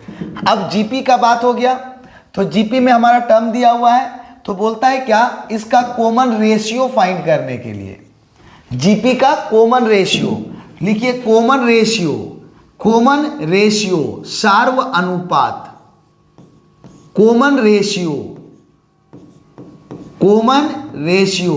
सार्व अनुपात को R से डिनोट करते हैं। ये क्या होता है? Second term by first term equal to third term by second term is equal to fourth term by third term. इस तरह से हम डिवाइड करते हैं। तो यहां पर आइए हम डायरेक्ट निकालेंगे common ratio second term by first term, that means 2, option number A, common ratio सार्व अनुपात। ठीक है, चलिए अब बोलता है क्या कि किसी जीपी के n पदों का सम का फॉर्मूला क्या होता है जब r is not equal to 1 हो। r क्या हो? r is not equal to 1 हो। तो इसके n टर्म्स का फॉर्मूला होता है a into 1 minus r to the power n by 1 minus r। एक ये भी फॉर्मूला होता है और एक फॉर्मूला होता है a into r to the power n minus 1 by r minus 1। ये होता है। इस फॉर्मूला का यूज कब करते हैं?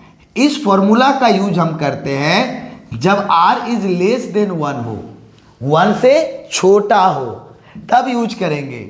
और इस फॉर्मूला का यूज क्या करते हैं, r इज ग्रेटर देन 1। लेकिन जैसे अगर हमारा रेशियो r का वैल्यू 1 हो जाता है तो sum of n terms in GP is not defined.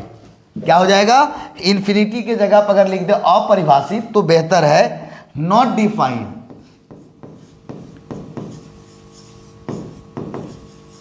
दिखाई दे रहा है ये नॉट डिफाइंड, एक बार देख लेते हैं। बहुत सारी चीजों को बता रहे हैं बच्चों, एकदम ध्यान से सुनिए और मजे के साथ बनाइए, हम आपके साथ हैं। एकदम धीरे धीरे बताएंगे, आपको आराम से समझना है। आप जब कैलकुलेशन कीजिएगा तो आपको मैथ्स को इसी तरह फील करना होगा। आपको समझ में आ रहा है कि नहीं ये बताते जाएं। तो ये हमारा हो जाएगा नॉट डिफाइंड जब r इज इक्वल टू क्या होगा, 1 होगा। तो 1a into r to the power n minus 1 ये भी सही है, 1 माइनस आर है तो 1 माइनस आर ये भी सही है, ए बी दोनों दिख रहा है। भाई तू हट जा, मैं 2 को टिक नहीं लगा सकता, मल्टीपल चॉइस क्वेश्चन है, एक को ही टिक लगाऊंगा। तो सी नंबर क्लियर है ये सारी चीजें। सर ये नॉट डिफाइंड क्यों हुआ, आर का वैल्यू रखिए ना यहाँ पे, आर का वैल्यू 1 तो 1 माइनस 1 0, डिनोमिनेटर का टर्म 0, नॉट डिफाइंड, अपरिभाषित हो जाएगा। चलिए अब आगे आते हैं हम लोग, यहाँ पर ध्यान से देखिए। अब हमारा स्टार्ट हो जाता है स्ट्रेट लाइन का। किसका, स्ट्रेट लाइन का फॉर्मूला। तो स्ट्रेट लाइन के फॉर्मूला में बोलता है क्या, ध्यान से ना, एकदम आपको थोड़ा सा यहाँ पे कंफ्यूजन होता है बच्चों को, इस लाइन पे कंफ्यूजन होता है, तो थोड़ा सा हम बताने का प्रयास करेंगे फिर आगे चलेंगे। तो ध्यान से देखिए, हम इसको, इस लाइन को, हम इस प्रॉब्लम को ग्राफ के थ्रू समझाने का प्रयास करते हैं। थोड़ा ग्राफ के थ्रू से देखिएगा, हम इसे ग्राफ के थ्रू समझाने का प्रयास करते हैं। अगर ग्राफ के थ्रू सॉल्व कर लीजिएगा ना तो इससे क्या फायदा होगा कि कभी भी आप चीजों को भूलने वाले नहीं रहेंगे। ये एक्स एक्सिस और ये वाई एक्सिस,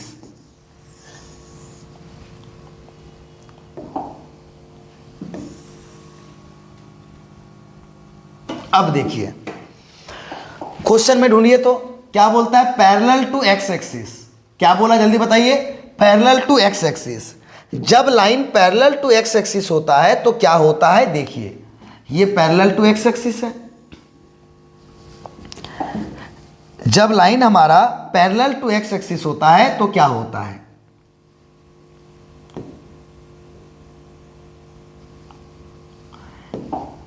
एकदम ध्यान से समझिए, ये पैरेलल टू एक्स एक्सिस। और अगर लाइन हमारा पैरेलल टू वाई एक्सिस हो तो क्या होता है, या तो नेगेटिव डायरेक्शन में या तो पॉजिटिव डायरेक्शन में। जैसा डायरेक्शन होगा, अब डायरेक्शन को चेक कर लें। नेगेटिव डायरेक्शन में होगा तो नेगेटिव वैल्यू को लिखना है, पॉजिटिव डायरेक्शन में होगा तो पॉजिटिव वैल्यू को लिखना है। ये हमारा हो गया। तो यहाँ पर हमें क्या दिखाई दे रहा है जरा बताइए। यहाँ पर ये लाइन है ना, येलो लाइन, लाइन क्या है जरा बताइए। लाइन जो है वो पैरेलल टू एक्स एक्सिस है, पैरेलल टू एक्स एक्सिस है। और यहां पर लाइन क्या है जल्दी बताइए, यहां पर लाइन जो है वो पैरेलल टू वाई एक्सिस है।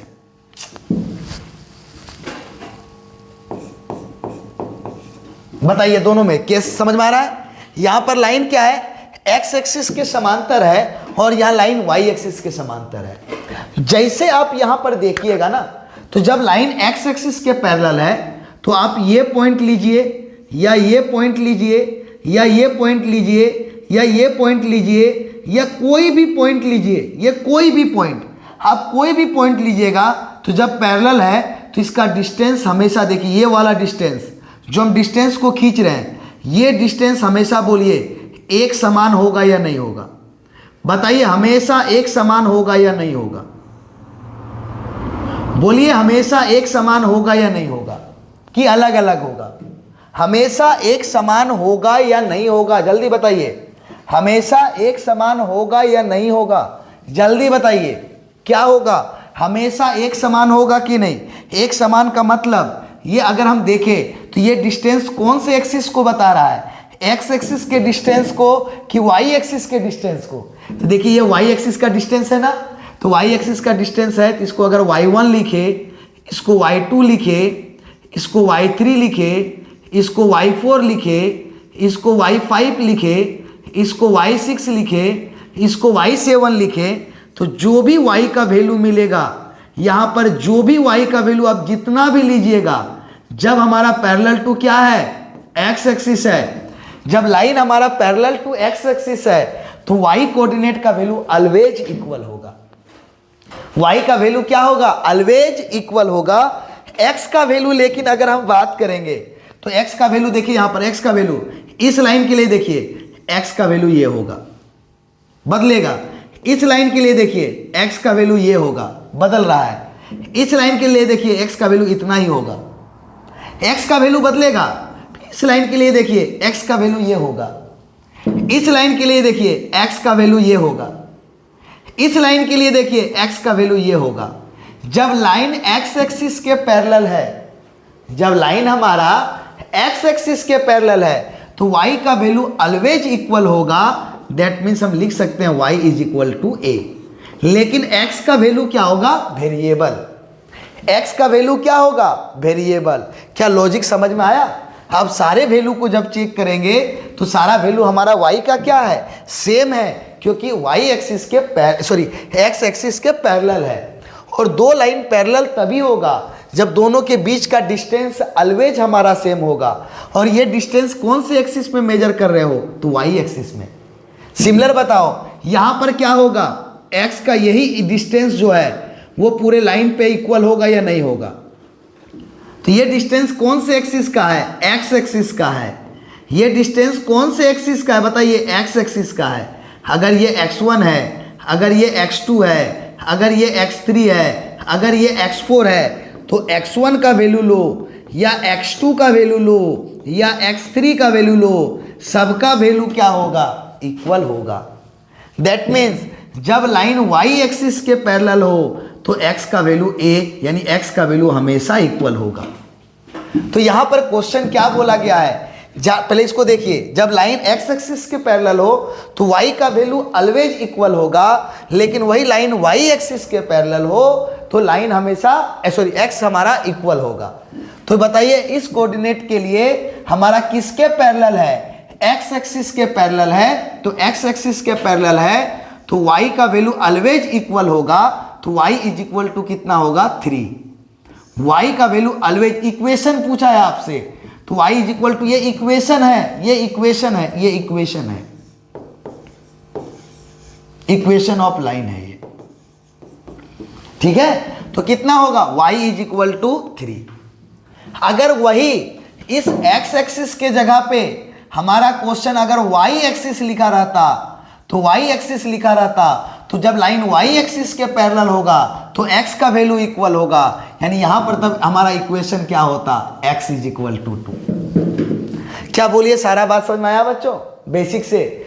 जब लाइन हमारा x एक्सिस के पैरेलल होगा तो y का वैल्यू इक्वल होगा, और जब लाइन हमारा y एक्सिस के पैरेलल होगा तो x का वैल्यू इक्वल होगा। सारे क्वेश्चन को कवर करना हमारे लिए, देखते हैं।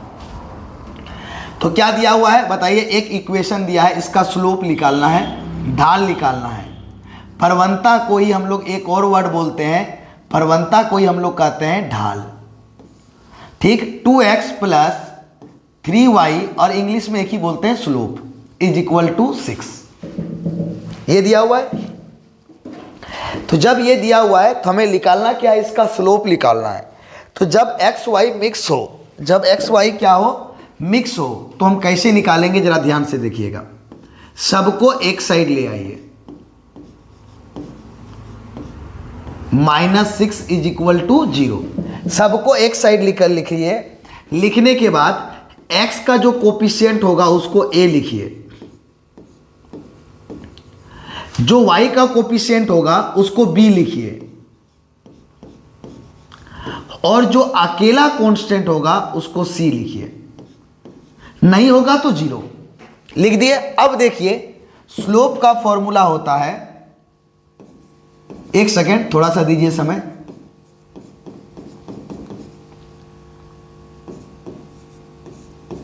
स्लोप का फॉर्मूला होता है डायरेक्ट, इससे ए बी सी पहले छाटने सीखे।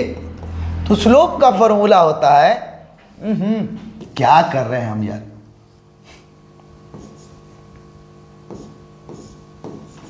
स्लोप का फॉर्मूला होता है -a/b। -a/b तो कितना आ गया बताइए? -2/3। कहीं है? निकल गया।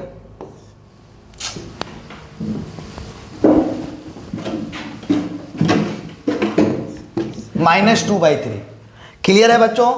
क्या समझ में आया? स्लोप का फॉर्मूला कैसे लगाएंगे? सारे चीज को सॉल्व करेंगे, जितना एक्स वाई वाला टर्म है एक साइड ले आएंगे, और एक साइड लाने के बाद हम लोग एक्स के कोफिशिएंट को ए बोलेंगे, वाई के कोफिशिएंट को बी बोलेंगे, और जो अकेला कांस्टेंट होगा उसको हम लोग सी बोलेंगे, जो अकेला कांस्टेंट होगा उसको हम लोग सी बोलेंगे, और स्लोप का फॉर्मूला -a/b निकाल देंगे। अगर दूसरा चीज बोलता y इंटरसेप्ट, अगर आपको क्या निकालने बोलता? y इंटरसेप्ट, y अंतःखंड, तो -c/b लिखते। -c/b तो बोलिए -c/b, b का वैल्यू 3, तो कितना आता? 2। अगर आपको x इंटरसेप्ट बोलता, x इंटरसेप्ट बोलता तो -c/a लिखते। -c/a का वैल्यू 2, तो कितना आता है? यहां से 3 आता। जो भी आपको निकालने के लिए कहेगा वो निकाल सकते हैं यहां से। अभी स्लोप का भी कहानी। अब बोलता है क्या कि ये दोनों पॉइंट के बीच का डिस्टेंस निकालना है, तो डिस्टेंस फॉर्मूला y2 - y1 का होल स्क्वायर, ये तो हमें नहीं बताना चाहिए, प्लस x2 - x1 का होल स्क्वायर लिख दिए। तो बताइए यहां से 4 - 2 का होल स्क्वायर कितना हो जाएगा? 4 - 2 2 का होल स्क्वायर 4, 3 - 2 1 का स्क्वायर 1, तो रूट अंडर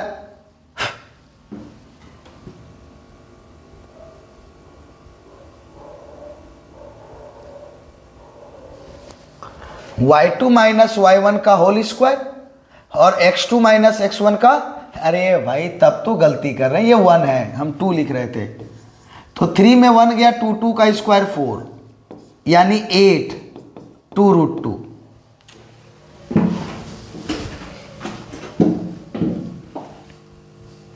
कितना होगा? 2√2। आ गया डिस्टेंस फॉर्मूला। चलिए अगले क्वेश्चन की ओर। बोलता है क्या? इस पॉइंट का मूल बिंदु से दूरी, तो मूल बिंदु का मतलब क्या होता है भाई? ओरिजिन। ओरिजिन का मतलब 0,0, तो क्या हो जाएगा? 3 का स्क्वायर प्लस 4 का square is equal to 5, option number A. Origin से, तो ओरिजिन मतलब 0,0। चलिए अगले क्वेश्चन की ओर। अब बोलता है क्या कि इसका त्रिज्या निकालना है, तो वृत्त का जब आपका इक्वेशन इस तरह से एक्सपांड होगा, x स्क्वायर वाई स्क्वायर और 25, तो इक्वेशन क्या होता है? x square plus y square is equal to a square, where a is equal to radius of circle.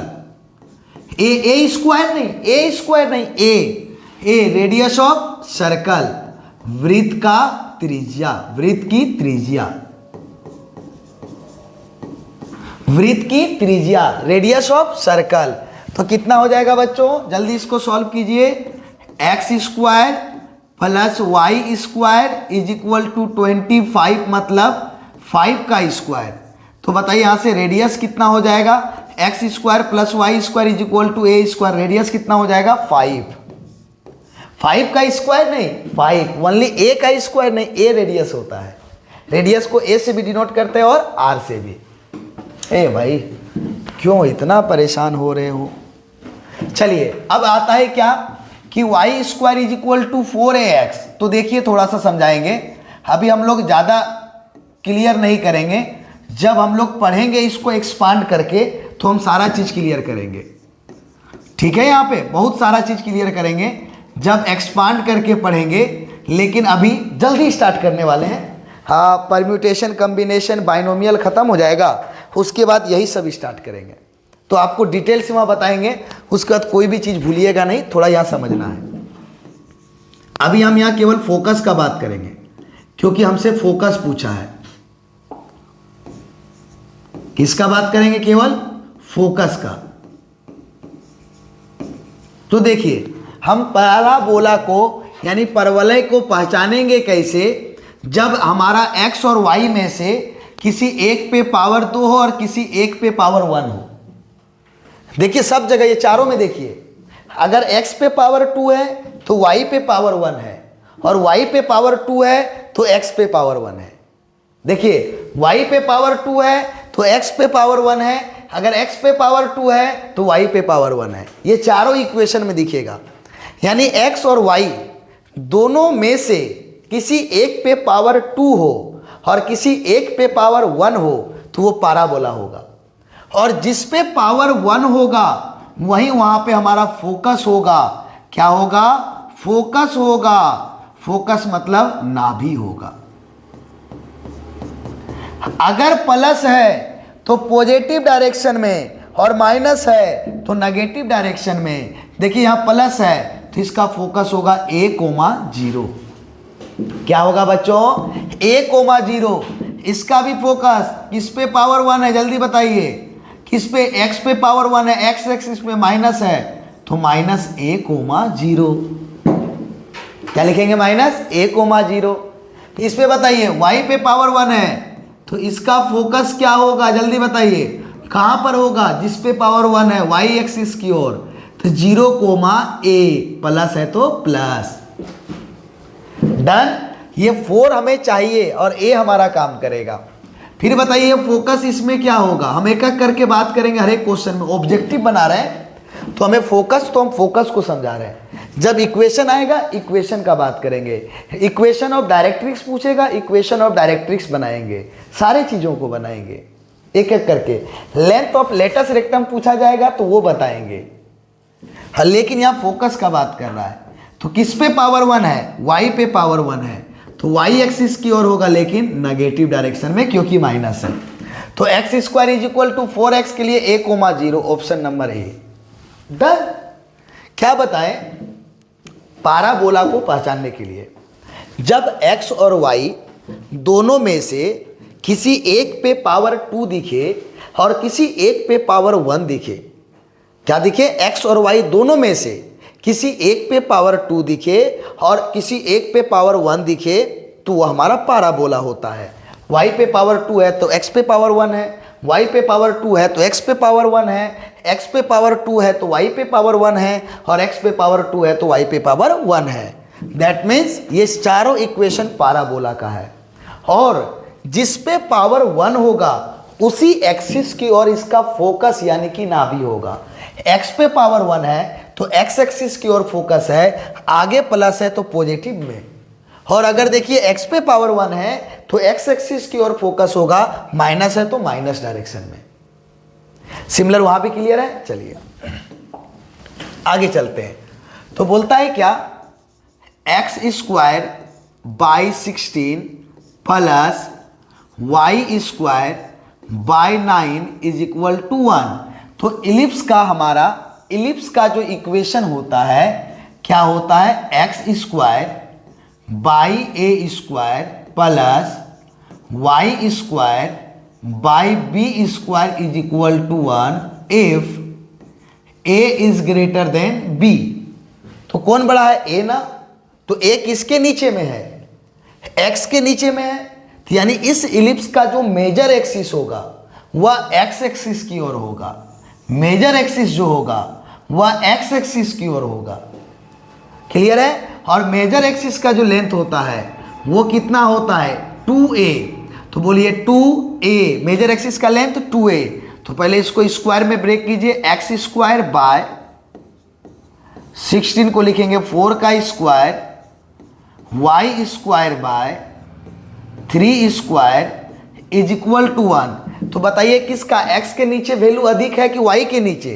तो जिसके नीचे वैल्यू अधिक है उसको a सपोज करेंगे, और जिसके का वैल्यू अगर कम है उसको b सपोज करेंगे।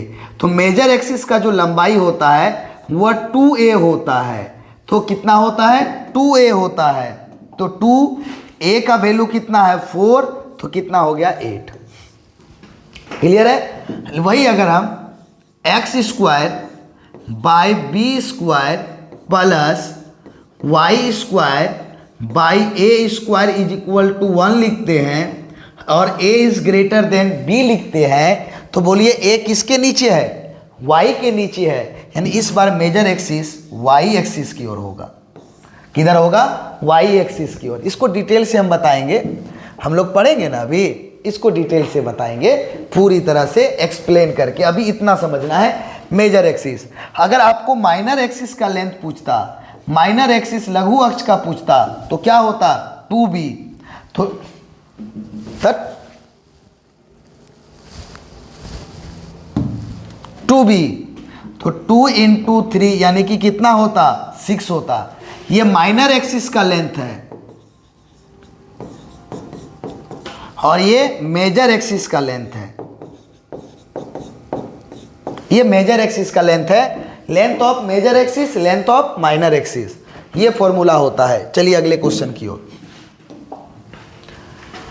बोलता है वृत्त का केंद्र हमारा कितना है? उसका सेंटर है 2, -3 और रेडियस कितना है? 4। तो वृत्त का हमारा जनरल इक्वेशन होता है x माइनस एच का whole square plus y minus k का whole square is equal to r square. वही r स्क्वायर या a स्क्वायर लिखेंगे।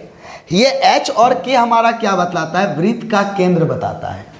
तो वृत्त का केंद्र बताता है बच्चों, तो बोलिए x माइनस वृत्त का केंद्र h का वैल्यू 2 है, उसका square plus y minus k का वैल्यू कितना है? -3, तो माइनस माइनस प्लस 3 का whole square is equal to r radius कितना है? 4 का स्क्वायर, तो कितना होगा बताइए? x माइनस 2 का स्क्वायर प्लस y प्लस 3 का स्क्वायर इज इक्वल टू 16 है। x माइनस 2 का होल स्क्वायर, y प्लस 3 का whole square is equal to 16। बताइए यहां तक समझ में आ गया? ज़्यादा प्रॉब्लम नहीं बचा है, अब कुछ ही प्रॉब्लम है। बोलता है क्या कि पॉइंट 1, 2, 3 का अगर हम x अक्ष से दूरी पूछेंगे तो ये कितना होगा? किससे? x अक्ष से हम दूरी पूछ रहे हैं। किससे पूछ रहे हैं? पॉइंट 1, 2, 3 का अगर हम x अक्ष से दूरी पूछें तो कितना होगा बच्चों? आप खुद से बताइए। ये सब क्वेश्चन जो है ना, ये आपका आ गया डिस्टेंस फॉर्मूला 3D आ गया क्या? हाँ 3D का रिलेटेड है। हाँ 3D का है, अभी ज़बरदस्त लगेगा बनाने में, ये 3D का है। तो बोल रहे हैं क्या कि x एक्सिस का हमें लेंथ निकालना हो तो हम x एक्सिस का लेंथ कैसे निकालेंगे? कहाँ से? x अक्ष से दूरी। किसी भी पॉइंट का अगर हमें x अक्ष से दूरी निकालना हो तो हम कैसे निकालेंगे? तो जब हम x अक्ष पे बात करें, किसका बात करें? x अक्ष का बात करें, तो x अक्ष का हमें कैसे निकालेंगे डिस्टेंस? तो x अक्ष पे x निर्देशांक मिलेगा, बट y और z का वैल्यू हमारा 0 हो जाएगा। x कोऑर्डिनेट में हमारा क्या होगा? x और x कोऑर्डिनेट में हमें क्या मिलेगा? x और y का वैल्यू मिलेगा, बट z कोऑर्डिनेट, सॉरी यार क्या क्या बोल रहे हैं।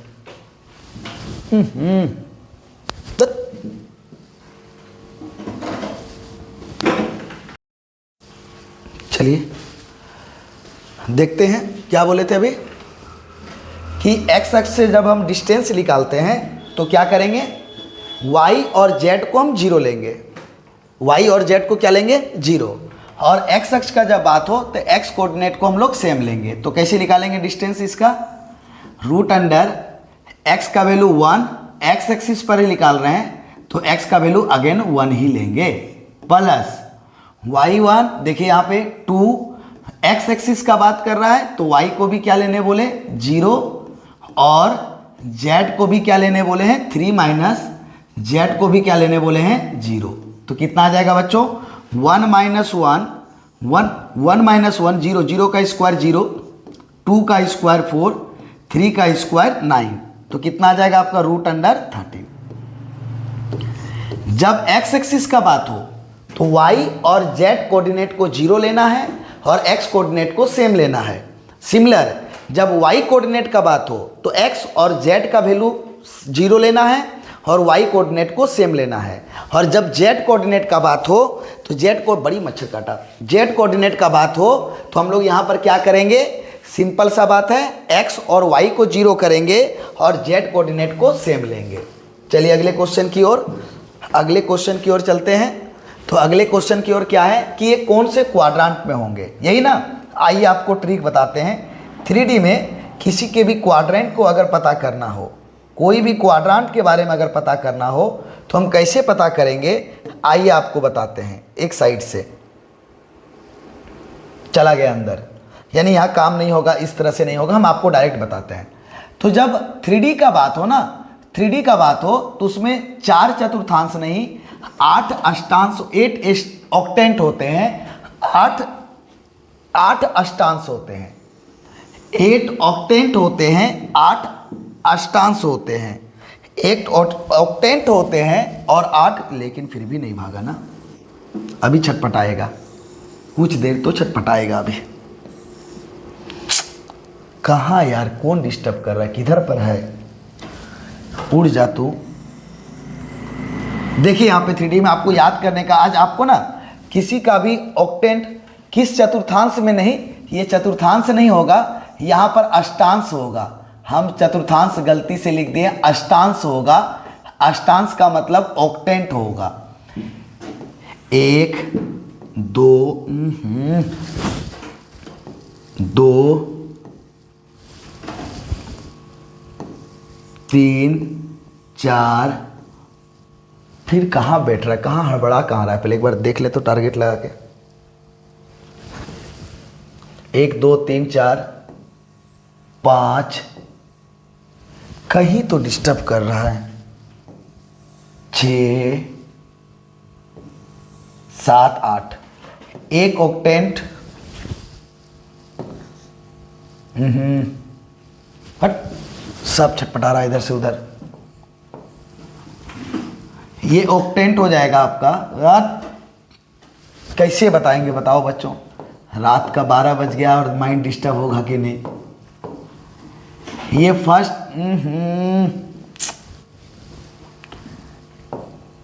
1 2 3 4 5 6 7 और ये 8 ऑक्टेंट हो गया।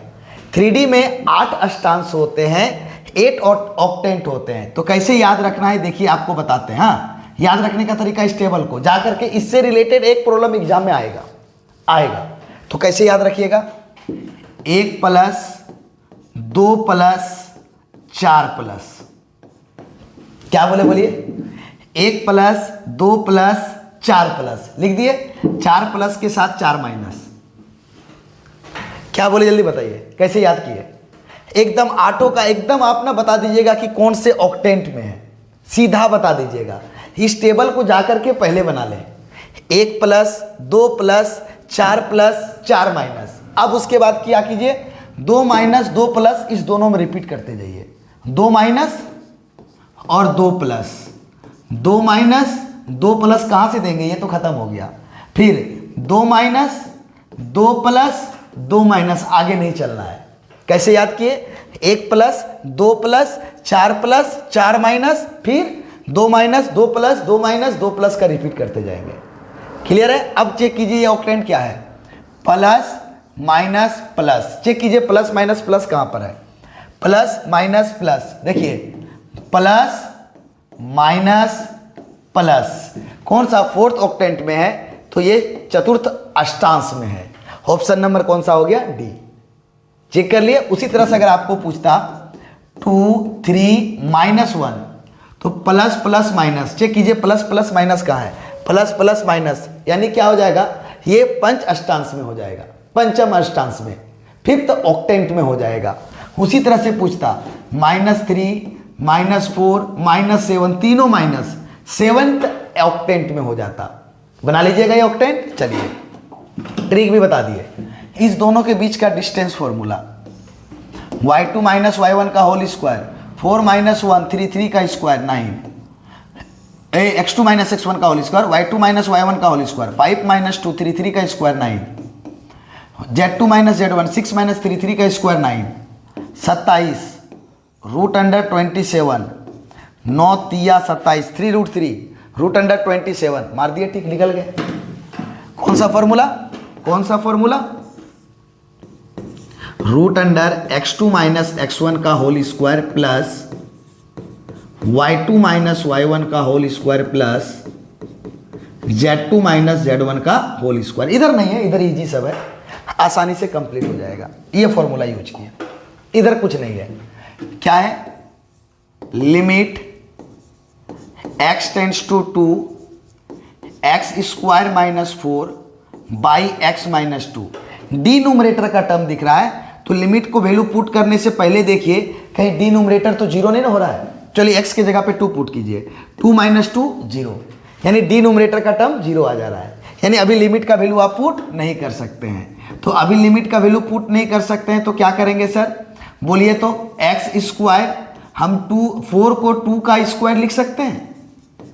अभी भी लिमिट का वैल्यू नहीं पुट कीजिएगा क्योंकि डिनोमिनेटर में 0 आ जाएगा, और लिमिट का वैल्यू तब तक पुट नहीं करते हैं जब तक डिनोमिनेटर में 0 आता रहता है, नहीं तो नॉट डिफाइन हो जाएगा। अब बताइए यहां पर क्या करेंगे, इसको पूरा डिटेल से अभी हम बताएंगे जब हम लोग एक्सरसाइज स्टार्ट डिटेल से पढ़ाएंगे। a² - b², a - b into a + b by x - 2 cancel हो गया। अब डिनोमिनेटर का टर्म ही नहीं बचा, तो लिमिट का वैल्यू पुट कर दीजिए 2, 2 + 2 कितना 4 आ गया।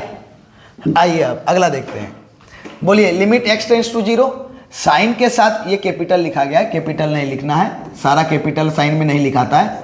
Limit x tends to 0 sine x by x, sine के साथ जो एंगल है अगर उसी के साथ डिवाइड हो तो उसका वैल्यू 1 होता है। साइन के साथ जो एंगल है उसी के साथ डिवाइड हो और x टेंड्स टू 0 हो तो उसका वैल्यू 1 होता है, इसका आंसर 1 हो गया। चलिए x³ का डिफरेंशिएशन, तो सबसे पहले डिफरेंशिएशन पावर का, जो पावर है बाहर और जिसमें जितना पावर है 1 माइनस, पावर बंद x का x के रिस्पेक्ट में 1, तो क्या आ गया 3x², ऑप्शन नंबर 1। सबसे पहले डिफरेंशिएशन किसका होता है बच्चों, पावर का। चलिए साइन x का differentiation cos x, direct formula होता है, साइन x का डिफरेंशिएशन cos x। चलिए अब बोलता है इसका माध्य निकालना है, तो कैसे निकालेंगे, तो सारे का जब हम मीन निकालना हो तो सारे नंबर को हम जोड़ देंगे, सारे नंबर को हम जोड़ देंगे। हाँ, टोटल नंबर कितना 1 2 3 4 5, 5 से डिवाइड कर देंगे, सारे नंबर को जोड़ देंगे और जितना नंबर होगा उसके टोटल नंबर से हम डिवाइड कर देंगे। 4 2 6, 6 12 8 20, 20 10 30, 30/5 यानी कि 5 6 30। कैसे मीन निकालेंगे, सारे नंबर को जोड़ देंगे और कितना डाटा है 1 2 3 4 5, टोटल 5 से डिवाइड कर दिए। अब आइए मीन के बाद हम लोग निकालते हैं मीडियन, माध्यिका। तो केटो माध्यिका है गिनिए 1 2 3 4 5, यानी n = 5 है, यानी कि ये ऑड है, ऑड मतलब विषम, विषम। तो इसका मीडियन क्या हो जाएगा, इसका मीडियन हो जाएगा n + 1/2। अगले मॉडल सेट में हमारा इवन वाला क्वेश्चन रहेगा, अगले मॉडल सेट में जब n हमारा क्या आएगा, ये इवन आएगा, उस तरह से क्वेश्चन है, एक एक करके बनाइए। अभी ऑड वाला बनाइए, तो n का वैल्यू कितना है 5, 5 + 1/2, 6/2, 6/2 का मतलब 3, 6/2 का मतलब 3। तो थर्ड टर्म कौन सा है जल्दी बताइए, ये फर्स्ट टर्म, ये सेकेंड टर्म और ये थर्ड टर्म। याद रखिएगा जब भी मीडियन निकालिएगा बढ़ते हुए क्रम में अरेंज कीजिएगा, सभी ये बढ़ते हुए क्रम में ही है, तो इसका 7 हो जाएगा मीडियन। इसको बढ़ते हुए क्रम में अरेंज करना है, जैसे 3 के बाद 5, 5 के बाद 7, 7 के बाद 9, 9 के बाद 11, ये सही फॉर्मेट में है, तो इसी तरह रहने दीजिएगा। अगर नहीं रहेगा तो इसको बढ़ते हुए क्रम में पहले सजा लें मीडियन निकालने के लिए। चलिए क्वेश्चन कंप्लीट हो चुका है। मानक विचलन का फॉर्मूला, तो मानक विचलन का फॉर्मूला होता है √x - x बार का whole square divided by n। तो कहाँ से है x - x बार का होल स्क्वायर, ये x बार है उसका whole square divided by n, ये आ गया आपका मानक विचलन का फॉर्मूला। एक पासी फेंकने पर सम संख्या, तो एक पासा फेंकने पर क्या क्या आता है 1 2 3 4 5 6, टोटल 6 नंबर और उसमें इवन नंबर के बारे में 1 2 3, 3/6 मतलब 1/2। 1/2 है बच्चों, बिल्कुल ऑप्शन नंबर ए। इधर कुछ बनाने में नहीं है, इधर बहुत ईजी है, पढ़ते जाइए। लास्ट क्वेश्चन है, बोलता है the probability of drawing in an S, मतलब किसका टोटल पत्ता होता है 52। टोटल पत्ता कितना होता है 52, उसमें से हमें किसका पत्ता निकालना है, एस का, मतलब इक्का का। इक्का का के ठो कार्ड, 4 ठो कार्ड। इक्का का के ठो कार्ड, 4 ठो कार्ड। तो बोलता है एक ताश की गड्डी से एक पत्ता निकालने पर, जब ताश की गड्डी से एक पत्ता निकालिएगा तो वो पत्ता 52 में से निकलेगा, लेकिन वो इक्का का कार्ड होना चाहिए एस का। एस का के ठो होता है 4 ठो, यानी 1/13, ऑप्शन नंबर ए। तो बच्चों यहाँ से आपका स्काइलाइन का फर्स्ट मॉडल सेट कंप्लीट होता है। हम लोग चलेंगे अब स्काइलाइन के सेकेंड मॉडल सेट की ओर। अभी हम लोग सारे मॉडल सेट को सॉल्व करेंगे। हम लोग अगले क्लास में स्काइलाइन के सेकेंड मॉडल सेट को सॉल्व करेंगे और हर एक दिन एक एक मॉडल सेट को कंप्लीट करेंगे। अब ठीक है बच्चों, एक टाइम डिटेल से पढ़ेंगे और एक टाइम हम लोग मॉडल सेट को सॉल्व करेंगे। क्लियर है? तो अगर आपको कोई स्लाइड, कोई क्वेश्चन नंबर समझ में नहीं आया तो हमें कमेंट करके ज़रूर बताएं, और अगर सारा चीज़ समझ में आ गया तो वो भी हमें बताएं। आपका कमेंट बहुत इंपॉर्टेंट है दोस्तों। चलिए हम लोग मिलते हैं अगले क्लास में सेकेंड मॉडल सेट को लेकर के। तब तक के लिए यही रहने दें।